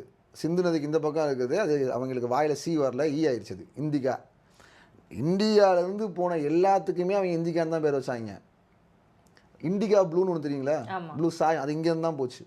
இப்போ நான் இது இன்னொன்று சொல்கிறேன், இது எவ்வளோ பேர் நம்புறீங்கன்னு தெரியும், எவ்வளோ பேர் ஏற்றுக்க முடியல, ஆனால் கூகுள் பண்ணி பாருங்கள். கேனபிஸ் இண்டிகா தான் கஞ்சாவோட பேர். கேனபிஸ் இண்டிகா தான். இங்கேருந்து அவ்வளோ அது எக்ஸ்போர்ட் ஆச்சு ஒரு காலத்தில். எப்படி அதுக்கு இவங்க வெஸ்ட் ஏஷியாவிலேருந்து அபின் உள்ள வந்துச்சு, இங்கேருந்து போச்சு. இது ஏன் சொன்னால் கிரீஸோட மார்க்கிங்லேயே அது வந்து கேனபிஸ் இண்டிகான்னு மார்க் ஆகிடுது. அவன் அந்த காலத்திலேயே ட்ரேட் இல்லை வந்து இதெல்லாம் ட்ரேட் ஆனதுக்கான ரெக்கார்டிங்ஸ் இருக்குது. இதெல்லாம் ட்ரேட் பண்ணாங்களான்னு ஆச்சரியப்படுறதுக்குலாம் ஒன்றுமே இல்லை. ஹாங்காங் வாரை பற்றி படித்து பாருங்கள், அந்த வார் பேரை ஓபிஎம் வார் தான். ஓபியத்தை யார் கண்ட்ரோல் பண்ணுறதுன்னு பிரிட்டிஷ் அரசாங்கம் போட்ட சண்டையே இருக்குது, கவர்மெண்ட் போட்ட சண்டையே. அதனால் வி எவால்வ் பீரியாடிக்கலி. ஸோ இண்டிகாங்கிற பேர், இது இந்தியா, இது எல்லாமே மெகஸ்தனிஸ் கிரீஸ் கொடுத்தது தான். அதே மெகஸ்தனிஸ் அவர் அந்த அறிவாளி தான் இன்னொன்று செஞ்சுருப்பார். என்ன பண்ணியிருப்பார், பாண்டியா இருக்காங்கல்ல, எங்கள் ஊர் மதுரை கரைக்கிற சொல்லுவார், பாண்டியா இஸ் ஹெர்குலஸ்க்கு பிறந்த பொண்ணு. அந்த கண்ட்ரியை அவர் வந்து யாருக்கு, ஹெர்குலஸ் கொடுத்தாரு, அவர் பொண்ணுக்கு கொடுத்துட்டாரு. பொண்ணுக்கு கொடுக்கும்போது 360 கிராமங்களும் கொடுத்தாரு. ஒவ்வொரு நாளும் ஒவ்வொரு கிராமத்துலேருந்து அவங்க வந்து டேக்ஸ் கட்டிடுவாங்க. அதை வச்சு இந்த பாண்டியா தேசம் வாழுது அப்படின்ட்டு. அவர் இங்கே வரவே இல்லை, அவர் சந்திரகுப்த மௌரியை தான் பார்த்தாரு. அவர் சந்திரகுப்த மௌரிய காலத்தில் பார்டரிங் கண்ட்ரியாக இருந்தது வந்து சோழா, கேரளபுத்திர, பாண்டியா, இவங்க 3 பேரும். இது ஏன் சொல்கிறோம், அசோகரோட கல்வெட்டை வச்சு சொல்கிறோம். சந்திரகுப்த மௌரியோட பேரன் தான் அசோகர், அவர் கல்வெட்டை வச்சு சொல்கிறோம். அசோகர் காலத்து வரைக்குமே அவன் கீழே வரல வச்சு சொல்கிறோம். இந்த பாண்டியாஸை பற்றின இன்ட்ரோடக்ஷன் கிரீஸுக்கு எப்படி வந்துச்சு, மெகஸ்தனிஸ்க்கு கப்பல் தொடர்பு, கப்பல் மூலிமா தொடர்பு. அப்போ கதைகள் கிரீஸ் போய் நார்த் இந்தியா போய் இந்தியா வர்றதுக்கு முன்னாடி எஜிப்ட்லேருந்து நேரடியாகவே இங்கே கடத்தப்பட்டது. நிறைய விதங்களில் கடத்தப்பட்டது. ஃபைனல் க்ளோசிங் வித் தோத் தான் காட் ஆஃப் விஸ்டம் சொல்லலாம். இதுல வந்து அவருக்கு அந்த லைஃப் இல்ல கையில, ஏன்னா இந்த ஃபார்ம்ல அவர் வேர்ட்ஸ் அண்ட் விஸ்டம்கான அந்த கடவுளா இப்போ அவர் காட் ஆஃப் ஸ்கிரைப்ஸா இருக்காரு. ஸ்கிரைப், ஆமா, இந்த ஃபார்ம் வந்து காட் ஆஃப் ஸ்கிரைப்ஸ் ஃபார்ம். ஸ்கிரைப்ன்றது ஹெக்ரோகிளிப்ஸ், அந்த ஃபார்மட் டாக்குமெண்டேஷனுக்கான இதுல இருக்காரு. அதோட காடா அவர் இருக்கனால அந்த போஸ்டர், இந்த போஸ்டரில் ஒரு மெடிசனாக இருக்காரு, கையில் வந்து இடிக்கிறத வச்சுருப்பாரு. நீங்கள் அந்த லைஃபோட இருக்கிறது வந்து காட் ஆஃப் டெத்துக்கு போகிறப்ப அந்தந்த ரோலுக்கு அவங்க ஏங்க இதை தாங்க நம்ம ஆளுங்க சிலை வடிக்கும் போது 8 கை 10 கை போட்டு எல்லா ரோலையும் கையில் கொடுத்தது. இங்கே அந்தந்த ஃபார்மில் அந்தந்த நீங்கள் உங்களுக்கு when you understand it, அந்த ரோல்ஸ் அண்டர்ஸ்டாண்ட் பண்ணிட்டீங்கன்னா நீங்கள் பார்க்கும்போது அவங்களால புரிஞ்சுக்க முடியும். அது ஒரு விதமா பார்க்கலாம். இன்னொன்னு வந்து அவங்களுடைய கிளான்குள்ள இருந்து அவரை மாதிரியே உருவான பல பேர் அப்படியும் எடுத்துக்கலாமா அந்தந்த காலகட்டத்துக்கு? அது ரொம்ப காம்ப்ளெக்ஸான ஒரு தாட் ப்ராசஸ்க்குள்ளே கொண்டு போங்க. ஆப்வியஸாக தோத்துங்கிற மதத்துக்குள்ளே, தோத்துங்கிற கடவுள் வழிபாட்டுக்குள்ளே நிறைய மதகுருக்கள் வந்திருப்பாங்க. அந்த ஒவ்வொரு மதகுருக்களும் ஒவ்வொரு விதமான குவாலிட்டியை பொசஸ் பண்ணி அந்த பர்டிகுலர் பீரியடில் அந்த சென்டரை ஒரு எக்ஸலன்ஸுக்கு கொண்டு போயிருப்பாங்க. நான் மறுக்கலாம் இல்லவே இல்லை. இப்போ பல்வேறு பீரியடில் பல்வேறு ரூல், அது நீங்கள் அந்த பாயிண்ட் நம்ம பார்த்தோம் அப்படின்னா அந்த கல்ட்டுக்குள்ளே யார் இருந்தாங்கிற மாதிரி. ஸோ தோத் அஸ் அ கல்ட் 6000 வருஷம் எதுவும் நம்ம கிட்ட இல்லன்றதுனால நம்ம அந்த அந்த பாயிண்ட்ல போற சிங்கிள் ஃபிகரை வச்சு எடுத்து நம்ம எக்ஸ்பிளைன் பண்ணிடலாம். ஸோ தோத்துங்கிற கல்ட் வந்து 6000 வருஷமா வந்து எஜிப்சியன் மித்தை வந்து ரூல் பண்ணுது. அந்த ஒரு வார்த்தை அந்த ஃப்ரீக்வன்சி மேடம் சொல்ற மாதிரி தை மாசத்துல தான் பேசுறோம். இதுவே அவரோட மாசம்தான். நீங்க வந்து தை மாசத்துல சூரியனுக்கு பொங்கல் வைக்கிறீங்கல்ல, ஆதன்கிற வார்த்தை வருதுல்ல, ஆதன்னா சூரியன்னு சொல்றீங்களா, ஆதன் மதத்தை உருவாக்குனதே எஜிப்டில் தான். இந்த புக் ஆஃப் டெட் பீரியட் இருக்குல்ல, ஓசாரிஸ் இதெல்லாம் இருக்குல்ல, இதெல்லாம் பீக்கில் இருந்த பீரியடில் தான் ஒருத்தர் வருவார் ஏகநாதன் அப்படின்ட்டு. ஏகநாதன் தான் ஆத்தன்கிற புது மதத்தை உருவாக்குறாரு. எப்படி இவர் அக்பர் வந்து தீன் இலாஹின்னு ஒரு ரிலீஜன் கல்ட்டு உருவாக்குனாரோ, எப்படி வந்து நபி வந்து அங்கே இருந்த ரிலீஜனை ஃபுல்லாக காட்ஸை வந்து அவாய்ட் பண்ணி தூக்கி போட்டு இனிமேல் அல்லாஹ் ஒருத்தர் தான் உருவமில்லாத தான் ஒரு கடவுள்னு சொன்னாரோ, இதுக்கெல்லாம் முன்னோடி இவர் தான் எஜிப்டில் அந்த 360 கடவுளையும் டிஸ்மேண்டில் பண்ணுறாரு. இது இல்லவே இல்லைன்னு சொல்லிட்டு ஒரே கடவுள் தான், சூரியன் தான், ஆத்தன். சன் டிஸ்க் ஃபுல் சன்னை போட்டு குச்சி குச்சி குச்சி குச்சியாக வரும். அவர் தான் நீங்கள் கேபிட்டலையுமே மாற்றுவார். தோத்தோட இது பார்த்தீங்கன்னா டெம்பிள் இருக்குது எங்கன்னு பார்த்தீங்கன்னா, ஒரு நிமிஷம் மேப் போங்களேன், எந்த இது நான் சொல்லிடுறேன். அதுவுமே ரொம்ப முக்கியமான பாயிண்ட். அது ஹெர்மோபோலிஸ்னு ஒரு இடம் இருக்குது பார்த்தீங்களா, அமராக்கு மேலே. அந்த ஹெர்மோபோலிஸ் தான் வந்து தோத் வழிபாட்டுக்கான கேபிட்டல். அதுக்கு பக்கத்தில் அந்த அமரான்னு ஒரு ஊர் இருக்குது பாருங்க, ஹெர்மோபோலிஸ்க்கு பக்கத்தில். இந்த ஹெர்மோபோலிஸ் ரொம்ப வருஷமாக எக்ஸிஸ்டன்ஸ் இருக்குது, லோவர் ஈஜிப்டுக்கும் அப்பர் ஈஜிப்டுக்கும் நடுவில். இந்த அமராங்கிறது தான் இவர் ஏகநாதன் உருவாக்கின புது நகரம், ஆத்தன் வழிபாட்டுக்காக உருவாக்கப்பட்ட புது நகரம். ரெண்டுக்கும் நடுவில் அவர் நபியை இவர் அது என்ன அக்பர் இவங்களுக்கெல்லாம் மட்டும் முன்னாடி இல்லை, அவர் தான் துக்ளக்கும் முன்னாடி கேபிட்டலில் மாற்றினது. தேபேஸ்லேருந்து தேபேஸ்னு ஒன்று இருக்குல்ல, தேபேஸ்லேருந்து அமராக்காவை தான் கேபிட்டலில் மாற்றுவார். யார்? ஏகநாதன். ஸோ ஏகநாதனோட ஃபாலுக்கு அப்புறமா தான் ஏகநாதனோட பையன் தான் துட்டகாமன். துட்டகாமன் ரொம்ப சின்ன வயசுலேயே கொல்லப்படுவார். அப்புறம் ஹேர்மஸ் வருவார். ஹேர்மஸோட வம்சாவளி அதோட முடியும். ஹேர்மஸ் வந்து மதகுரு. ஏகநாதன் பீரியடில் இந்த எல்லா பழைய தெய்வங்களும், அது தோத்தா இருக்கட்டும், ஓசாரிஸாக இருக்கட்டும், ஹோரஸாக இருக்கட்டும், இந்த எல்லா பழைய தெய்வங்களுமே வந்து வழிபாட்டிலேருந்து நவுத்துறாங்க. இனிமேல் ஒரே ஒரு கடவுள் தான் எஜிப்டுக்கு. நைல் நதியோட ஆரம்பத்துலேருந்து எண்டு வரைக்கும் ஒரே கடவுள் தான். அந்த கடவுள் தான் ஆத்தன், ஏடிஎன்னு வரும், ஆத்தன். தமிழ் பிரச்சனை ஆத்தன், சூரியன், அதுதான் கடவுள். இந்த ஆதன் கடவுளோட முதல் மாதம் தான் தை, ஆகஸ்ட் மாதம் டு செப்டம்பராக அந்த கேலண்டரில் வருது. அப்போ அந்த புது இதுக்கான ஃபெஸ்டிவல்ஸு இது எல்லாத்தையும் அவர் சொல்கிறார். அவர் காலத்தில் அது உயிர் வாழுது ஒரு 30 வருஷம். அதுக்கப்புறம் அவர் பையனோட துட்டகாமன் பீரியடில் கொஞ்சம் வருஷம் வருது. அதுக்கப்புறம் ஹெர்மஸ் பீரியடுங்கிறது வந்து இவங்க துட்டகாமனே கொல்லப்பட்டதாக நம்புறது காரணம் தான். ஹெர்மஸ் வந்து ஒரு மதகுரு தான், திடீர்னு கிங்காக வருவார். அப்புறம் அவரோட புது வழி ஆரம்பிக்கும். ராம்சஸ் 1 வருவார், சேத்தி வருவான், அப்புறம் ராம்சஸ் 2, த மைட்டி ராம்சஸ். அவங்க வரும்போதெல்லாம் பழைய கடவுள்களான ஒசாரிஸ் இவங்கெல்லாம் ஒதுக்கப்பட்டு அந்த ஹோரஸ் டபுள் மடங்கு, ஹோரஸ்க்கு 2 மடங்கு பவர் கொடுக்கப்பட்டு, ஹோரஸோட தலையில் சன் டிஸ்க் கொடுக்கப்பட்டு, சன் காட், அதாவது ஏகநாதன் சொன்ன சன்னும் பழைய ஹோரஸும் ரெண்டையும் சேர்த்து ரா அப்படின்னு புது காடு உருவாக்கப்படுவார். உருவாகி அதுக்கப்புறம் அது வேறு கல்ட் வேறு மாதிரி மாறும். அந்த பீரியட்லாம் தோத்து வந்து god of medicine, god of magic அப்படி அந்த மாதிரி போயிடுவார். ஸ்கிரைப்ஸு அதெல்லாம் அப்போ வந்து வழிபாட்டிலே இல்லாமல் போயிடும். ஏன்னா அப்போ அவன் டாக்குமெண்டேஷனை வேறு மாதிரி கொண்டு போயிருப்பான். ஸோ அந்த ஹெக்ரோகிளிப்ஸ் அதுக்கெல்லாம் வேலை இல்லாமல் போகிறதுனால தோத்தோட ரோல் வந்து கம்ப்ளீட்டாக வேறு மாதிரி மாறிடும். ஸோ இன்றைக்கி நல்ல டீட்டெயிலாக தோத் பற்றி பேசணும். அவர் என்னென்ன மாதிரியான கடவுள் உருவங்களுக்குள்ளே பொருத்தப்பட்டு வழிபடப்பட்டார் அப்படின்றது பற்றி நிறையா பேசணும். ஈஜிப்டோட ஸ்டார்டிங் தான் நம்ம இப்போ பேசியிருக்கோம், மேஜராக டச் பண்ணியிருக்கோம் இல்லையா, இனிஷியல் ஃபியூ ஸ்டோரிஸ். நான் இதை முடிக்கிறதுக்கு முன்னாடி எல்லாருக்கும் ஒரு ஹோம்ஒர்க் கூட கொடுக்குறேன். நம்ம தமிழ் மொழியில் முக்கியமான எழுத்தை வந்து அக்க சொல்லுவோம், லகரமும் சொல்லுவோம், யூனிக்கு அக்கு லகரமும் சொல்லுவோம். லகரம் சொல்லுவோம், அதே மாதிரி அக்கும் சொல்லுவோம். அக்கு இருக்குது அப்படின்ட்டு. இந்த அக்கு வந்து நீங்கள் இல்லாமையும் எதுலேயுமே யூஸ் பண்ணுறதில்ல. அக்கு எதுலேயே யூஸ் பண்ணுறீங்களா? எக்கு இரும்புக்கு யூஸ் பண்ணுவோம். அப்படிலாம் வேற எங்கேயா இருக்குது? எனக்கு தெரிஞ்சு எங்கேயுமே இல்லை. ஒரே ஒரு படத்தில் இந்த மரத நாயகத்தில் அக்கு பறந்தான் உடனே வரும். அப்போ அந்த அக்கு உங்களுடைய எழுத்துக்களோட பேர். உயிர், ஆ, மெய், இக், கா, இது எல்லாம் இந்த சிங்கிள் ப்ரொனன்சியேஷன்ஸ் எல்லாமே உன்னிப்பாக கணிச்சு. இந்த அக்கு இது எல்லாமே புக் ஆஃப் டெத்தில் வருது. கா, அக்கு, பா. ஆனா உயிர். உங்களுக்கு தமிழில் உங்கள் எழுத்தில் ஆனா உயிர், அங்கே காணா உயிர். அக்குனா உடல். நான் எக்ஸாக்டாக அதே சொல்ல வரல. ஏன்னா உங்கள் இந்த எழுத்து உருவானது வந்து கிமு 8ன்னு வச்சுக்கோங்களேன். கிமு 8க்கு முன்னாடி வச்சுக்கோங்க. பிராமிலாம் வந்துருச்சுன்னு வச்சுக்கோங்க. கிமு 8-10க்கு போகிறீங்கன்னு வச்சுக்கோங்களேன். அதுக்கு முன்னாடி அவன்கிட்ட புக் ஆஃப் டெத்தே இருந்துச்சு. அதுக்கும் அதாவது உங்களுடைய எழுத்து உருவாகிறதுக்கு 1500-2000 வருஷத்துக்கு முன்னாடி அவன் புக் ஆஃப் டெத் எழுதி முடிச்சிட்டான். அப்போ லாங்குவேஜோடைய இன்ஃப்ளூயன்ஸே இருக்குது. இன்ஸ்பயர்டு பைன்னு சொல்கிறீங்கல்ல, அந்த மாதிரி ஹெவி இன்ஃப்ளூயன்ஸ் இருக்குங்க. லேசுப்பட இன்ஃப்ளூயன்ஸ்லாம் இல்லை, ஹெவி இன்ஃப்ளூயன்ஸ் இருக்குது. பட் நமக்கு அவங்களோட கதைகள் பெருசாக தெரியலங்கிறனால நம்ம ஒரு வழியாகவே போயிட்டுருக்கோம். We will throw some light on Egyptian myths compared with Tamil.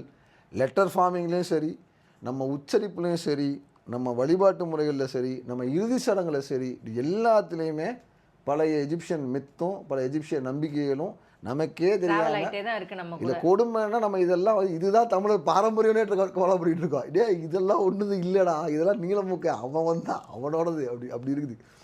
அந்த மாதிரி நிறைய இருக்குது எழுத்தையும் சேர்த்து. அதுக்காக சொல்கிறேன், எஜிப்ட் ஏன் தெரிஞ்சுக்கணுங்காக சொல்கிறேன்.